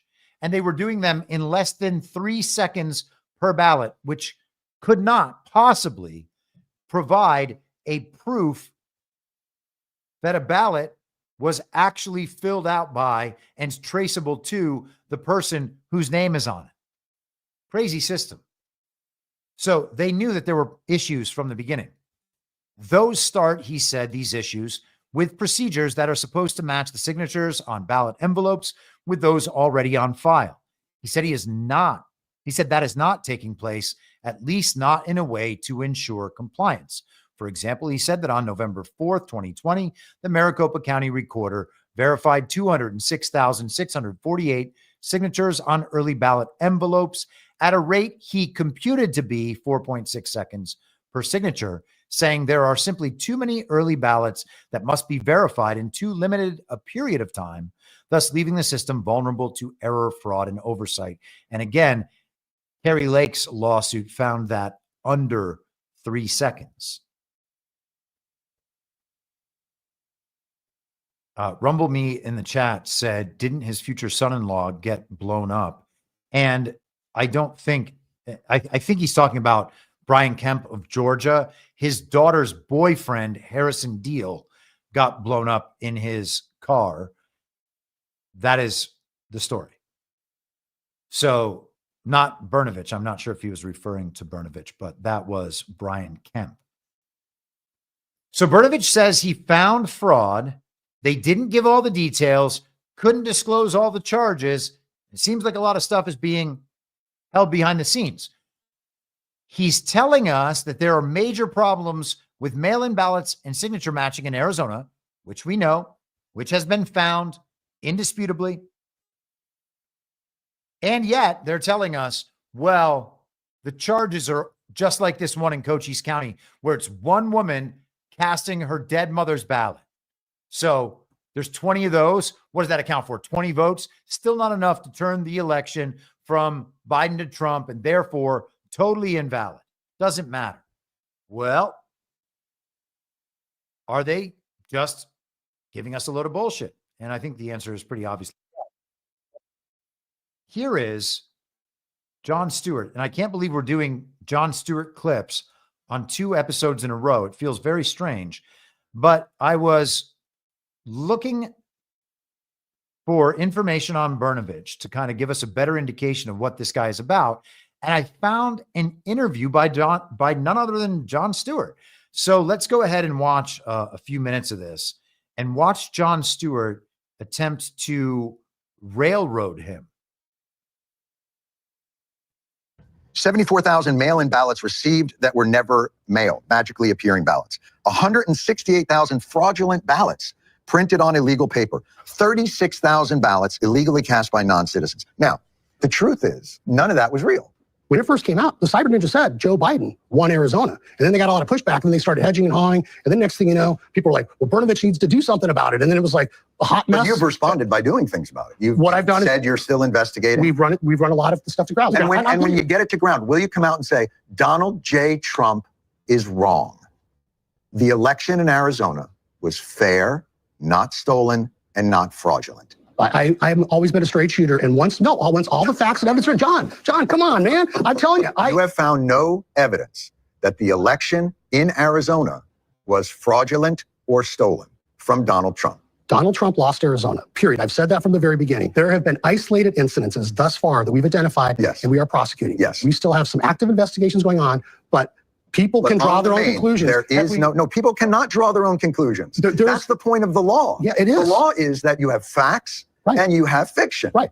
The fact is the election in Arizona was well run, not fraudulent, and not stolen from Donald Trump, according to even your investigation. I have never said. Why is it so hard to just say yes to that? I guess because I've spent most of my career as a prosecutor, and we still have some ongoing cases. So in your mind, you still feel like after all this, you're going to discover a concerted effort to steal the election from Donald Trump and that it was fraudulent. Is that what you're saying? No, that's not what I'm saying. So why can't you say the election in 2020 was not stolen or fraudulent? I will tell you this, as I said. This is blowing my mind. Is it really? You can't say your conclusion before you go through the entire process. And that's what I said. You and I disagree because you think that somehow that makes me a weenie or that I'm entertaining conspiracy theories. John, if I thought there was widespread fraud, would I have certified the election or been part of that certification process? You seem like you're playing a little bit of a double game. I don't know if it's a double game. Well, when it's convenient, you go to the partisan side and you say, for instance, as you did on Steve Bannon's show, we all know what happened. And you intimated that we all know what happened, and I'm here to tell you, I'm not going to let it happen again. So what is it exactly that happened in Maricopa County that you're not going to let happen again that was fraudulent? What I said in relationship to the Steve Bannon show, there was a lot of folks complaining about everything going on, and we pointed out that there was up to 200,000 ballots didn't have a proper chain of custody. And that's why if you listen to the whole Steve Bannon thing, he said, well, that's evidence of fraud. And I said, no, it's people can draw their own conclusions. What you don't want is someone to be able to say, but these ballots didn't have the chain of custody, therefore it's fraud. There are checks and balances within the Maricopa system that any gaps in chain of custody are also cross-checked through signatures and verification. And you know that. It's all bullshit. And you know it's all bullshit. I think that elections in this country are, in the main, run incredibly well. I think that's a fact. But the real threat to democracy in this country is you have election officials. And he goes on through the rest of the slogans that you've probably heard a million times before about how elections are free and fair, safe and secure, and the reported results accurately reflect the will and intent of the voters. And if you say anything other than that, you're threatening to tear down our democracy and putting election officials at risk. Jon Stewart was badgering him throughout that entire time, trying to get Mark Brnovich to say things that Mark Brnovich wasn't going to say. He said, do you think you're going to discover that the election was stolen? And Brnovich smiled and said, no. Well, he might not have to discover it. He might already know that the election was stolen, and he's just not going to say anything because the cases are still ongoing, as he said, and investigations are still ongoing, as he said. That was a couple of years ago. We still haven't heard anything. And so in those situations, we have to allow for the fact that there might not be anything else coming, but that's not what it sounds like. And he had every opportunity to say the thing that Jon Stewart was trying to force him to say, and he didn't do it. And we've seen that pattern emerge many times over the years. We are always told that these sorts of people won't say those sorts of things because they don't want to lose the support of Trump's conspiracy theorist base, which are, people like me and people like you. And if he says that Arizona's election wasn't stolen, then he would lose the support of the MAGA base. And that would be for good reason. They always present it like we're the crazy people who are wrong about this thing that we're obviously right about. Nobody has any proof whatsoever that Joe Biden received 81 million real lawful American votes. And there's no way to prove it because they won't let us check. And if we could check and we could verify legitimate votes, there's no way in hell that the 2020 election produced 28 million ballots more than 2016 in the middle of a very deadly pandemic. That's not possible. It's like one building falling down in a major metropolitan area, 640 miles away from the epicenter of an earthquake. It's not possible. I don't need your proof. That can't happen. Therefore, didn't happen. Let us continue. Now, Mark Brnovich, election fraud, Serbia, because he's going to be the, ambassador or envoy? I've forgotten what his exact title is about to be. Ambassador, yes. Okay.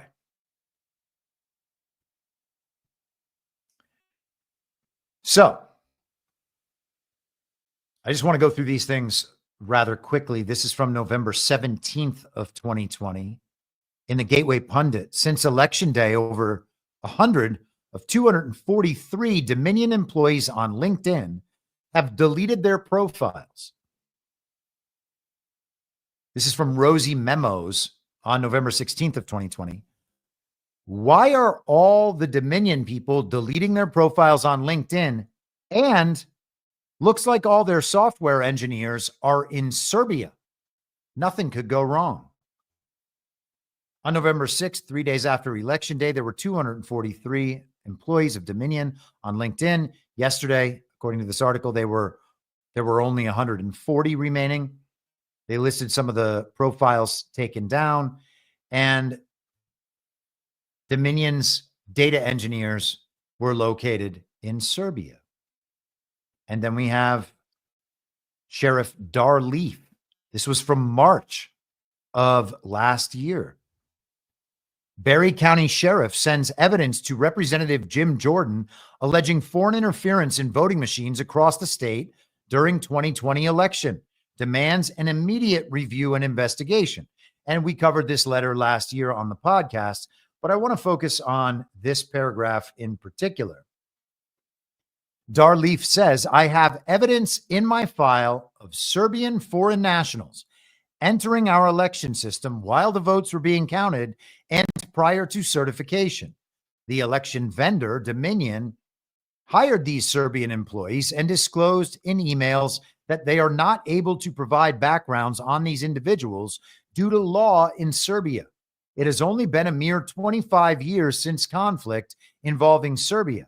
Therefore, the United States has allowed a scenario where potentially Serbian military criminals are running our elections and remotely entering our election equipment.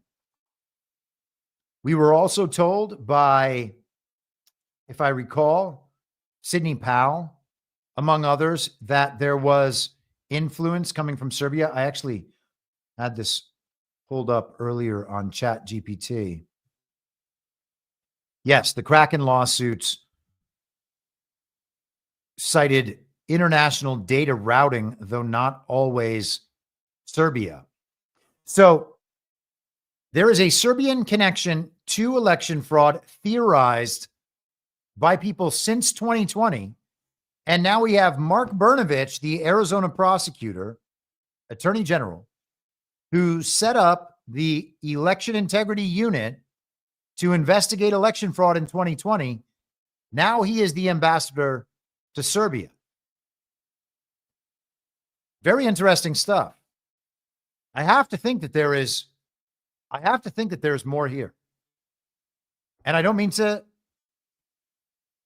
I'm not trying to push hopium on anybody or date fag about Liberation Day or about election fraud evidence and cases being wrapped up from 2020.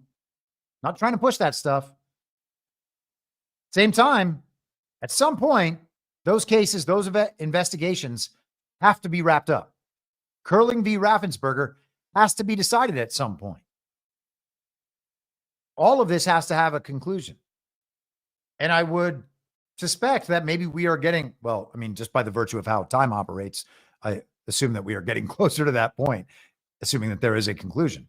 But these seem to be, in my mind, indications that things are coming back to the fore. A 2021 case in Georgia now gone, affecting whether or not they could put new election practices into place. Mark Elias is going to have his hands full, it sounds like. Also, another note from Serbia. They are, Prince Philip of Serbia noted last week that Bitcoin strategic reserves were already being built behind closed doors in Serbia. So that is quite interesting as well. So we talked about Donald Trump and a potential third term. This was one of the big headlines on Saturday morning. Revealed how Trump could be president until 2037 due to a simple loophole in the Constitution. Now, the loophole in the Constitution is about elections. And so therefore, the greatest election loophole is that they are fake. And as long as Donald Trump remains popular, he will maintain the obvious and overwhelming mandate from the people as long as he continues to do the people's work. And we continue to push this information out there, understand the situation, and continue to push him forward. If you have the people's mandate, you get to stay in office. The original Constitution didn't want to get rid of the best possible people to serve our society if everyone actually wanted them to serve and they were willing to do it. At least in the presidential position, I should say. It is noon in Washington on Saturday, January 29th or 20th, 2029, and they're doing this fantasy scenario about J.D. Vance running for president with Donald Trump as his vice president, getting sworn in, and then resigning, handing the presidency back over to Donald Trump. Now, if this is something that is going to happen or even be talked about in a serious way, I would be shocked and very surprised. But we've seen a bunch of ridiculous nonsense. So if you need to get it, if you need to make it this ridiculous to get all the way through and develop the proper new understanding, so be it. Let us go down. Here is the scenario. In fact, for the path for Trump to serve a third term and potentially a fourth until January 2037, when he would be aged 90, is not only possible, it is simple, thanks to a glaring loophole in the amendment. The idea of exploiting this loophole has long been percolating in academic circles, behind the scenes in Congress and the White House, and recently among Trump's most fervent supporters. Carrying it out would not require an army of lawyers to perform arcane legal acrobatics with the Constitution. Instead, the move would hinge merely on the interpretation of one word, election, in the 22nd Amendment and the loyalty of one man, Vance, in this fantasy scenario. Okay, here's the 22nd Amendment, and then we will move on. No person shall be elected to the office of president more than twice, and no person who has held the office of president or acted as president for more than 2 years of a term to which some other person was elected president shall be elected to the office of president more than once. Okay, so it's just elected in both of those scenarios. No matter how many times you've served before, whether you were taking over somebody else's term or elected yourself, you cannot then be elected again. But this wouldn't be a scenario where Trump is elected president. The amendment was ratified in 1951 and was a direct response to Franklin Delano Roosevelt having been elected 4 times on the third and fourth occasions during wartime. So Franklin Delano Roosevelt is like a modern day or like an old timey Volodymyr Zelensky of the modern day. It's like, I'm a wartime president. What do you want me to do? We're not going to have elections. In fact, we're going to have them. I'm just going to win 4 terms. And we're told Donald Trump is an authoritarian dictator.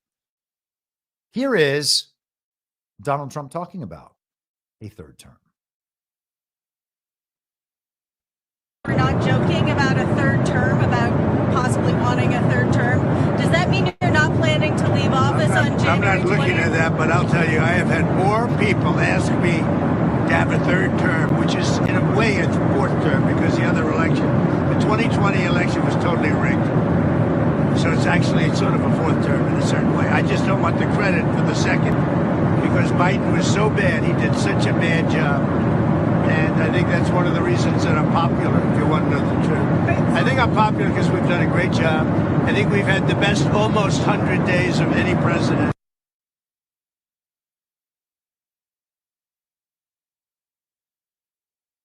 Call it crazy if you want. It's Trump saying it. It's not me saying it. It's not me saying he's in his third term now. That's him saying it. If the people want Trump to remain president, he will remain president. That's it. He also happens to be, very possibly, the king of the world, and you can't just elect away a king. Maybe at some point we will grow up and understand that elections are not how the leaders of the world are determined. Maybe at some point we'll get back to a state like that, a state of being, I mean, where elections do determine those sorts of things. But we're not there in reality. And this is a post-constitutional period. And even people like Steve Bannon go around saying that on a fairly regular basis now. This is The Guardian from yesterday. Trump says there are methods for seeking a third term in the White House. In an interview aired Sunday on NBC, Trump was asked about his trying to stay in office beyond his second presidency, a specter he has repeatedly raised while sometimes claiming he is just joking. Trump told the host, Kristen Welker, there are methods which you could do it, and this time made it a point to say he was not joking. Well, there are plans, Trump said to Welker. There are not plans, there are methods. There are methods which you could do it, as you know. And so the assumption is that he's referring to the scenario laid out there by the Daily Mail. And I'm told that Steve Bannon actually talked about this in his speech on Friday night in Colorado. Vance has not indicated that he is interested in participating in such a plan, and an election law professor at Notre Dame, Derek Muller, told the Associated Press that the Constitution's 12th Amendment says, quote, no person constitutionally ineligible to the office of president shall be eligible to that of the vice president of the United States. And Mueller is trying to combine the 22nd Amendment with the 12th Amendment to say that the 22nd Amendment says he's not eligible, and therefore he fits the ineligibility clause of the 12th Amendment, and therefore he just can't run. No one would ever buy that, okay? And the 22nd Amendment, all these amendments, useless, okay? If we are in a post-constitutional period, these amendments are useless. If we have returned to the original Constitution, then these amendments are useless. Regardless, the only thing that can give legitimacy to a government of a nation is the mandate of the people. It doesn't have to be overwhelming, but it would have to be a mandate of the people. That is how legitimacy has long been determined.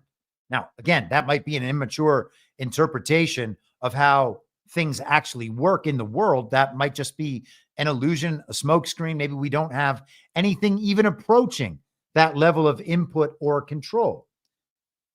But Trump is going to have the mandate of the people. It just continues to grow. People don't realize, oh, you know what? I was actually wrong about Donald Trump.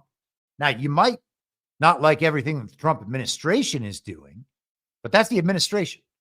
Whatever parts of the GOP establishment or the GOP agenda or whatever else you see active, those are not necessarily Donald Trump and should be thought of. You can think of them together. I'm not saying don't think of these things together. I'm just saying you also have to think of them separately. Donald Trump's popularity continues to increase, and it shows no signs of slowing down. And if you were Donald Trump and you were worried about your popularity and the public image of your popularity, you wouldn't be saying things like, yeah, well, this is a third term and we would be talking about a fourth. You know, this is kind of my third term because I've won 3 elections. The 2020 election was obviously stolen, but we don't really want to take credit for what happened in that period. You know, it definitely didn't happen. Devolution. That's a conspiracy theory. Man, isn't that crazy? The amount of shit we took over the last 3.5 years, and most particularly John, but definitely those of us on Devolution Power Hour with him and on Badlands generally, even from Q people, which is crazy. But yeah, there you have it. That is Trump talking about his third and fourth terms. Now, if you want to say that nothing else is going on behind the scenes and that it doesn't have to be for the real situation to play out, then fine. But that was not the argument made against us. We were going to make it so that people didn't vote in our fake elections. Here is former Nixon Watergate scandal participant John Dean talking about Donald Trump's extra terms. First, just want to get your reaction to these new comments from the president.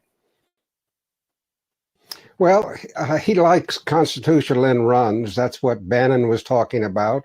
And that's what seems to be on his mind, is how he can get around the very clear language of the 22nd Amendment, which precludes getting reelected to more than 2 terms. And President Trump said, I have other methods. What could those constitutionally be? They'd have to be written by the Supreme Court that would redefine the Constitution. As I say, I describe it as a constitutional end run.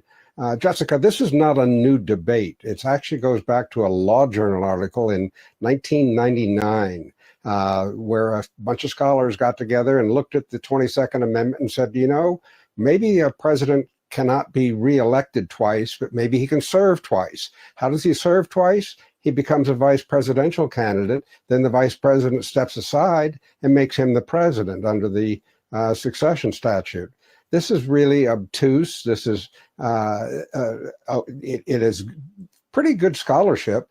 It's been debated for a lot of years. Hillary Clinton looked at it when she was nominated, thinking maybe her president, her husband, former president, should be her vice president. But then she realized, well, he's not really eligible to become president under my reading and most readings of the 22nd Amendment. So she precluded that. A lot of people thought Obama should go for another term. He didn't. He read the Constitution and said, no, I'm not for end runs. So this was always a thing for Democrats, for the Clintons, and for Obama. And they decided, no, we have to respect the 22nd Amendment. I guess they didn't respect it that much, or they thought it meant something different. And now he's just hoping, well, Donald Trump, he would never do this sort of thing. First of all, he doesn't have to do that sort of thing. And second of all, yeah, he would. Okay, let's move past that fun topic. And I really do like that topic. That's some great stuff. Trump talking about his 3rd and 4th terms. Trump just said he won as president in 2020 and counts that as a term. He said he doesn't want the results. This is something that he said before. And he doesn't actually have to own any of the results that were initiated by the false reality layer that rests on top of our legitimate government. And that is the deep state, the bureaucratic administrative state, the government as it's shown to us on television. That's not his doing, except in the sense that he's manipulating situations through either leverage or direct control. Okay. This is the Gateway Pundit.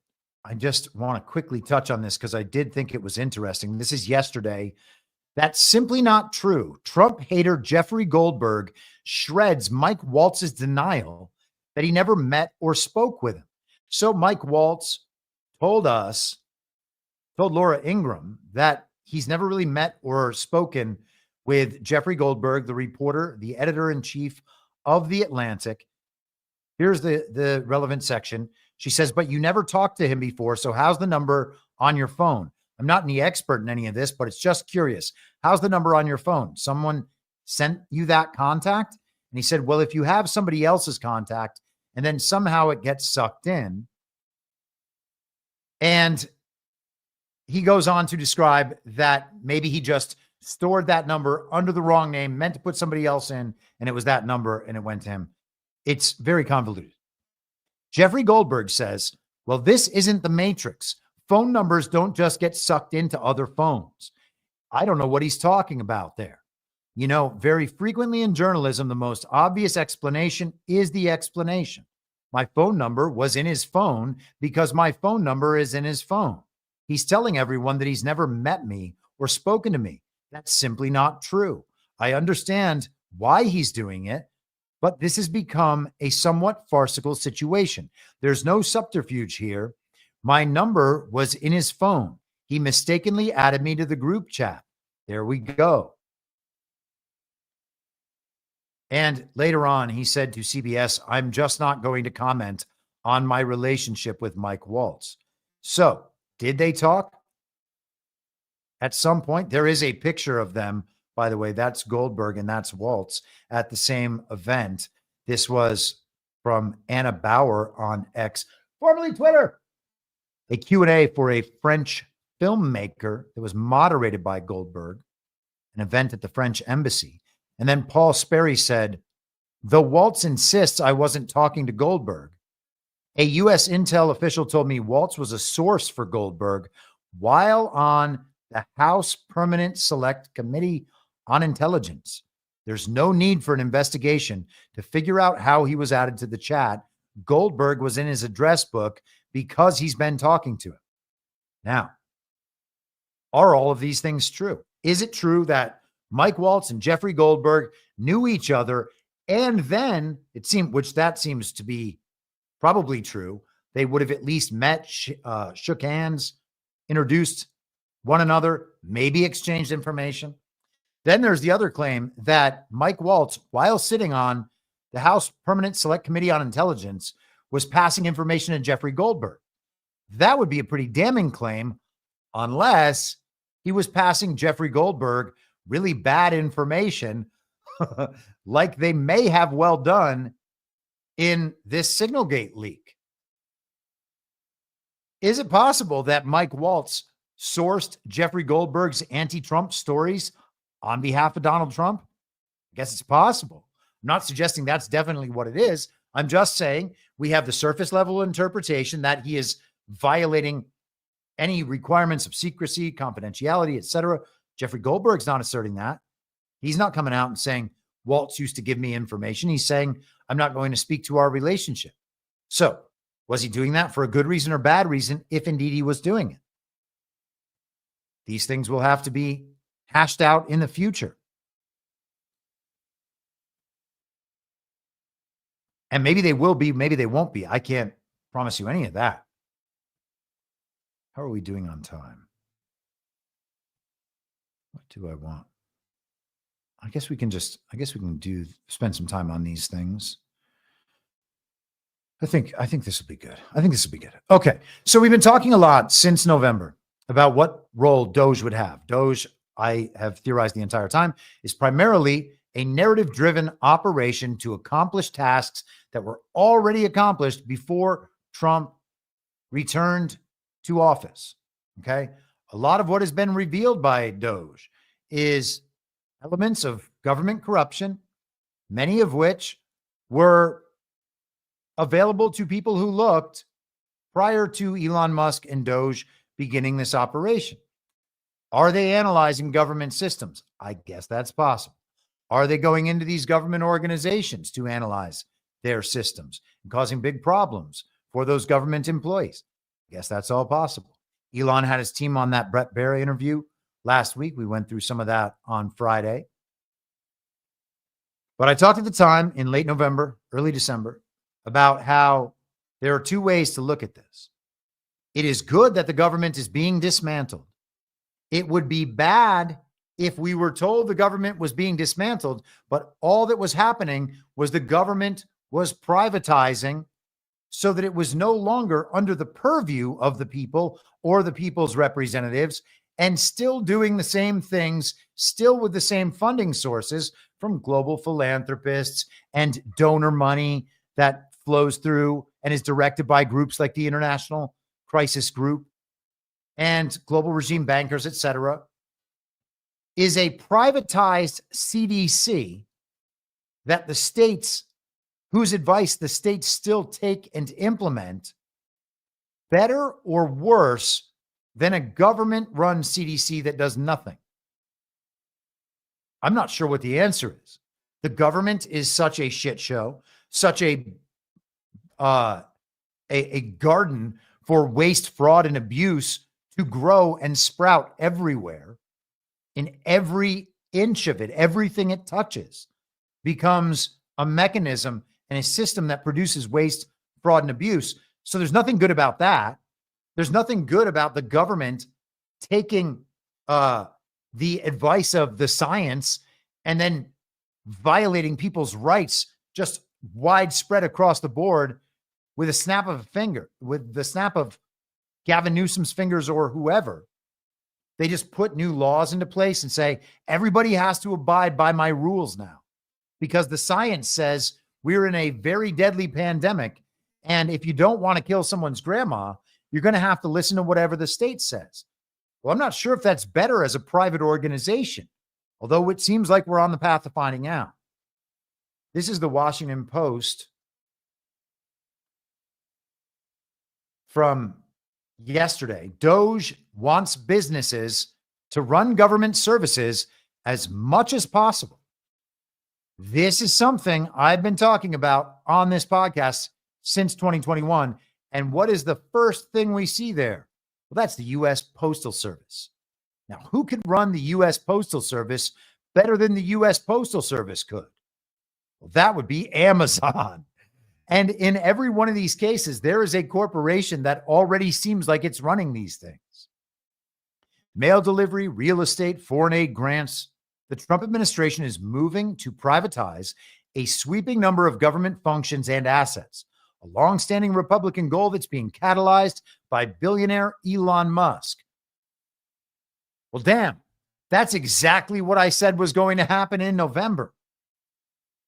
The slash and burn approach of Musk's U.S. DOGE service is paving the way for a new shift to the private sector, reducing the size and power of the federal bureaucracy in a real-world test of the conservative theory, a version of which is also widely popular in Silicon Valley, that companies are better than government at saving money and responding to people's needs. Now, that part, in theory, is something that I would never dispute. Private organizations that have a profit motive and incentive are better at operating and fulfilling people's needs than the government is, unless and until they monopolize industries, which is what we have now. And then you don't have any options at all. And everything that touches an industry coalesces around the big player. They sweep up all the little companies. They merge with all of them. They buy them out. They take them over, whatever it is. They become part of a massive conglomerate. And then they are the only potential service provider, creating massive barriers to entry for anyone else who might compete in that industry. And then the prices can skyrocket. Is it better to have your money wasted by government, waste, fraud, and abuse and inefficiency? Or is it better that it just goes and helps fill up some bottom line of some nameless, faceless corporation that you have no control over whatsoever, except for your ability to abstain from using its services? It's a tough problem. And it's one that seems like it's being created right now. And it's being created in the same way, or at least to the same effect, that we saw in 2020 carried out by the COVID agenda, which is, as Klaus Schwab wrote in COVID-19, the Great Reset. The Great Reset. Okay? They want to hand power over to the corporations that are aligned with the World Economic Forum, with global governance, etc., with the global agenda broadly. And that's what happened in 2020. Small businesses got destroyed. Your dress shop had to close while Target and Walmart could sell dresses. Your local coffee shop had to close while Starbucks and other big coffee companies could stay open. And you could go on down through the entire list of industries and see that same thing happening. And since that period of time, those corporations have continued to get bigger and bigger and bigger and bigger, more controlling and more monopolistic. And now you see the prices exploding as well. It's crazy. So let us continue. Examples are popping up across Washington and in proposals from President Donald Trump's allies, though the plans are at various stages of development and in some cases have already encountered resistance. At the DOGE Allied General Services Administration, officials are quietly moving ahead with a push to sell hundreds of publicly owned buildings to private companies, which can then lease them back to the government, theoretically saving maintenance and upkeep costs for taxpayers, according to two people briefed on internal deliberations who spoke on the condition of anonymity because they were not authorized to discuss them publicly. If the company is privatized and then the government is still working with it, has anything improved? Well, they've changed the name of the entity. Is that better? Well, it might be more efficient. And we've talked about this a few times now. But efficiency is not the only goal of this Trump term, of MAGA broadly, of the Trump administration, though it is often described that way by Elon Musk and, more importantly, by all of the tech libertarians and the neo-Kabbalists around Elon Musk. The other people who all piled in and said, we're tech bros coming to save America. Yeah, we liked Ron DeSantis. Yeah, we like Nikki Haley and J.D. Vance and Vivek Ramaswamy. But you know who we really like now that all our other choices are gone except for Joe Biden? Well, it's Donald Trump. It's almost like they were going to do all this stuff no matter what. At the Postal Service, whose leaders have tussled with DOGE representatives, a plan for full privatization appears to have lost steam after facing pushback and legal hurdles. But private firms are preparing for a piecemeal government effort to outsource mail and package handling and long-haul trucking routes while offloading leases for unprofitable post offices, according to 6 industry executives. At the Interior Department, Secretary Doug Burgum has proposed allowing private developers to build on federal lands across the West. And in his first public address as Treasury Secretary, former hedge fund manager Scott Presler vowed to reprivatize the economy. We talked about that. Business people and policymakers close to the administration are stepping up with additional proposals. Private developers building on federal lands across the West. Well, that sounds at least a little bit like Donald Trump's freedom cities. It also sounds like the plans proposed 25 or so years ago in the Sovereign Individual, and it sounds a lot like what Curtis Yarvin talks about. Curtis Yarvin being the philosopher king of the tech libertarians, most particularly Peter Thiel, who, by the way, wrote the preface, the intro or prologue or whatever it's called for the latest edition, the latest printing of the Sovereign Individual. So this is their program being described. A Wall Street investor nominated to run the International Development Finance Corporation, a little-known foreign investment agency that works to align the private sector with U.S. foreign policy goals, has suggested redirecting a large portion of the $40 billion budget of the shuttered U.S. Agency for International Development to investors, startups, and companies that work in developing countries. So the money's just going to go to private organizations to do the same thing? Is that what we're being told? The proposal, which was posted on X by the nominee, Ben Black, and tech investor Joe Lonsdale, that's one of those PayPal guys. That's one of those pro-Elon guys. That's one of those guys that decided to be pro-Trump after he was already pro everything else. Here is Lonsdale. I actually put up some quotes by him or some tweets by him from last week. He said, and this, by the way, was, I was tweeting about or posting about Peter Thiel and Palantir. Here is Thiel's co-founder, along with Joe Lonsdale, a man named Alex Karp. This is back in 2023. In January of 2023, Laura Loomer posted this on X, formerly Twitter. Look, we built PG, which single-handedly stopped the rise of the far right in Europe. We built Foundry, which was used to distribute the COVID vaccine and saved millions of lives globally. We built what we call multi-constellation, and what's often called the digital kill chain. And they're category-defining products. So when you deliver these products to the market, just honestly, people say this isn't going to exist, this isn't valuable. Let's start at the beginning again and just get these few seconds. We don't need to hear him describe the companies any further. Let's listen to this one thing again. Look, we built PG, which single-handedly stopped the rise of the far right in Europe. We built PG, which single-handedly stopped the rise of the far right in Europe. How about that? Is that something that you would consider a good thing? It's not something I would consider a good thing. I don't think we should be messing in the affairs of other countries generally, but I certainly don't want a U.S. defense and intel linked company, a private company, doing that, telling us that they can do that through the manipulation of information and the information that they've gotten on everyone for the last 25 years. I don't want them doing that to us. I don't want them doing that here. I don't want them deciding how our society is going to be. Let's go back to Joe Lonsdale, though.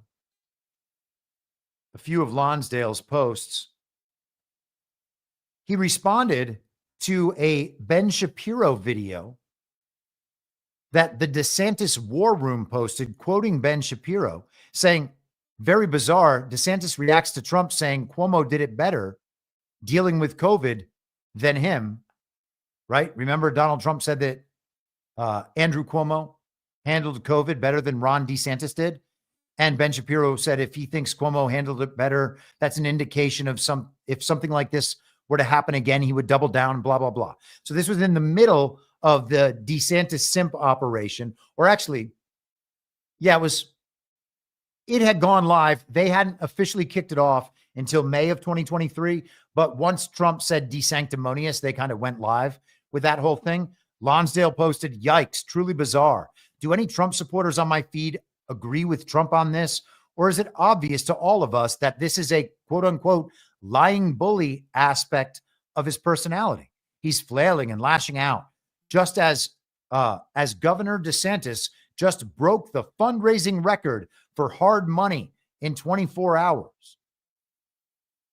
In June of 2023, Lonsdale said Trump was sloppy and narcissistic, unnecessarily took classified docs, and likely broke laws. Biden seems to have helped his family get illegal influence bribes, and the DOJ and his administration have apparently inappropriately blocked legit investigations. Neither is fit to be POTUS. He also said on January 7th of 2021, the day after the very violent insurrection, he said, I never supported Trump, but also see he was taken out of context and made to seem even worse than he is if you listen to the fine men speech. That's the very fine people on both sides. It's possible to condemn bad actions, but disagree with the relative level of hysteria about different events. I'm optimistic on the U.S. So Joe Lonsdale, not any kind of Trump supporter.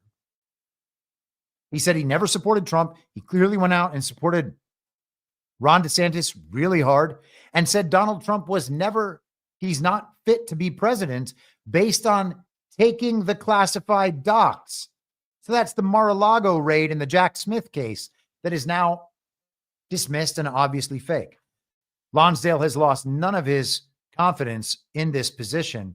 And you really have to wonder at some point why we've been led to believe by the television that all of these people are now our best friends. They're not our best friends. There is another agenda running alongside the America First and MAGA movement. And I don't want to belabor this article. We don't have to go all the way through it. It does get a little long. There are many examples in here. Let's actually just do a little bit more of it. And there's a couple paragraphs left in here that I want to hit. And then we can move on. We won't make this entire episode about Here we are. I captured some of this in my Telegram post from earlier today, and I don't want to miss that stuff. Sometimes it's hard to eyeball exactly where we are in the article. So let me just read from that Telegram post instead. It's been clear from the first days of the administration that one of their main longer-term objectives is privatization of many government assets, said Joe Brusuelis, chief economist at RSM. They've been very clear about their intent. Traditional Republicans, this is not a quote, this is back to Washington Post coverage. Traditional Republicans have long argued that private companies can do a better job of managing government services than civil servants. But Musk and his Silicon Valley associates want to push the idea much further than the mainstream GOP. At a Morgan Stanley technology conference this month, Musk said the government should privatize everything we possibly can. The tech crowd argues that entrenched corporations that historically have benefited from government largesse are as much a problem as government itself. That may be true. They say scrappy builders from the tech industry, along with a leaner startup mindset and superior technology, can rework government processes wholesale rather than merely outsourcing the same work. And that, again, is certainly true. I have no doubt that with the state of technological progress right now and the state of these systems as they exist right now, the government could immediately be made more efficient by implementing these systems. Okay. So I'm not questioning that. It's just a matter of which systems, how much, and who's running them. Large companies, including Oracle, Microsoft, IBM, and ServiceNow, hold billions of dollars in contracts to service software and programs DOGE is now axing. Those firms have seen share prices slide significantly, suggesting that the Trump administration's privatization efforts could be a double-edged sword, helping some companies while hurting others and adding to stock market volatility. So some of the companies that were benefiting from government largesse, waste, fraud, and abuse, corruption, etc., are not benefiting any longer. And that's led to some of the decline in the stock price.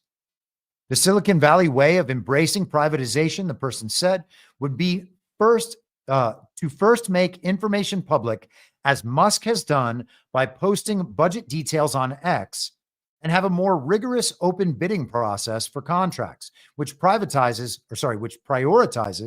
technological innovation. The Silicon Valley version of privatization is a technologized, transparent version. Let's compare everything out in the open. Radical meritocracy, the person said. So this is someone close to the situation, according to the Washington Post. The push for privatization underpins much of DOGE's work, said the person familiar with the thinking of Silicon Valley leaders in the Trump administration. The group's immediate focus has been cutting and trying to remake government processes so they're more efficient and transparent. But the ultimate goal is to limit the scope of government and privatize what is left. I think everyone, and certainly the leadership of DOGE, believes the private sector would do a more effective job. DOGE is sort of fundamentally libertarian and free market. It's undeniable that this is the thrust of it. Now, free markets are great. Libertarian with a small L is okay in some respects and not as good in others.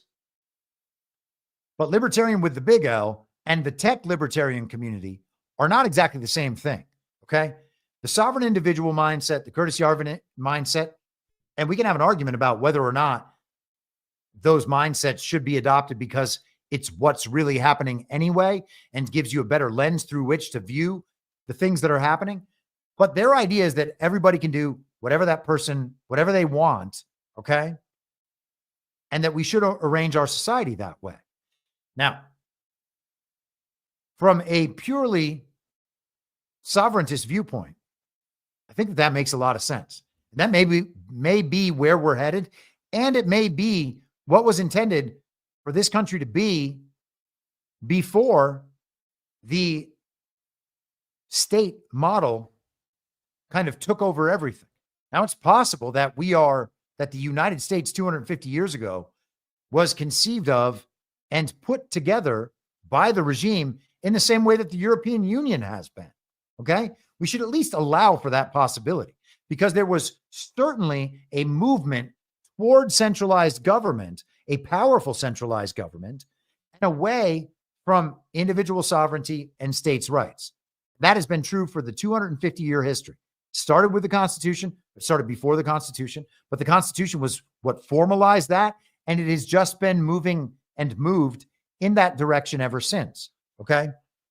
So, is the tech libertarian model for how they want to see society operate in the future closer to the original vision prior to the Constitution from our founders, from anti-federalists, from people before the Revolutionary Era? And the answer may be yes. Okay?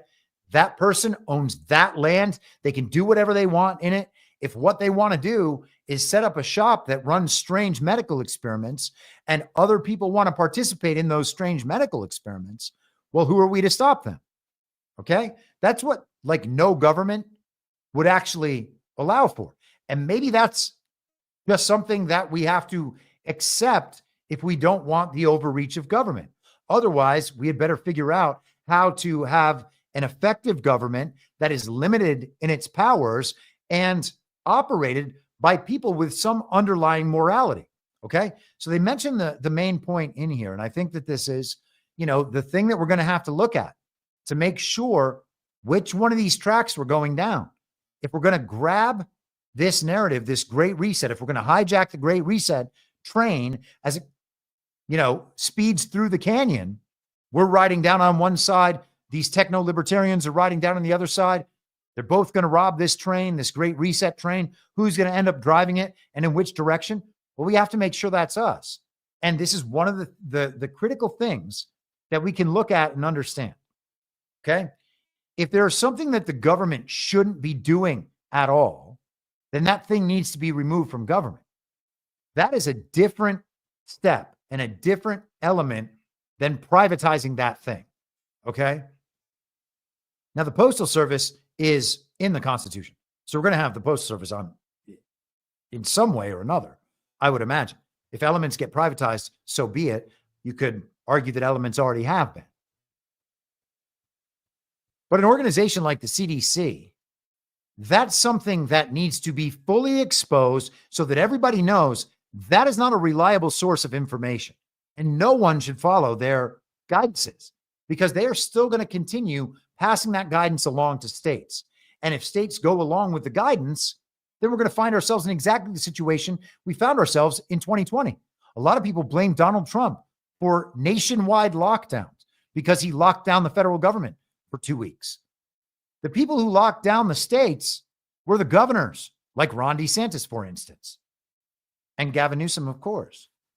And so the CDC advising the federal government or being part of the federal government would make no difference in a situation where the governors of states are going to act on CDC advice and then violate the rights of their people. Privatization, the push toward privatization to get rid of these elements of the government that should not exist is a good one, okay? And I don't want to say that I'm against privatization. I'm not, especially not when it comes to certain things. But privatization for the sake of privatization, to corporatize elements of the government and then still have them perform the same function effectively in our society, well, that's not the solution to a problem. And if that's the extent of what Trump is going to be able to do, and again, this is no knock on Donald Trump to admit that there are limitations to his power to the extent we're in a constitutional system. We may not be.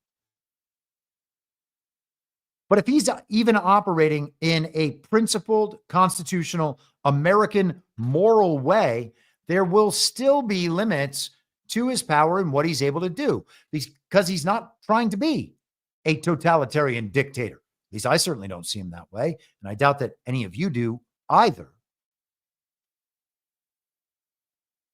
So when he reaches the limit of what he is able to do, what happens then?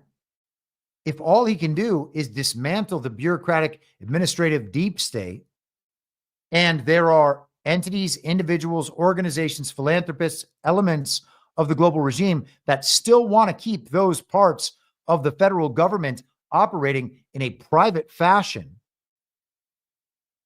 And Trump can't stop them from doing that. Well, then Trump can't be the answer to all our problems. Okay.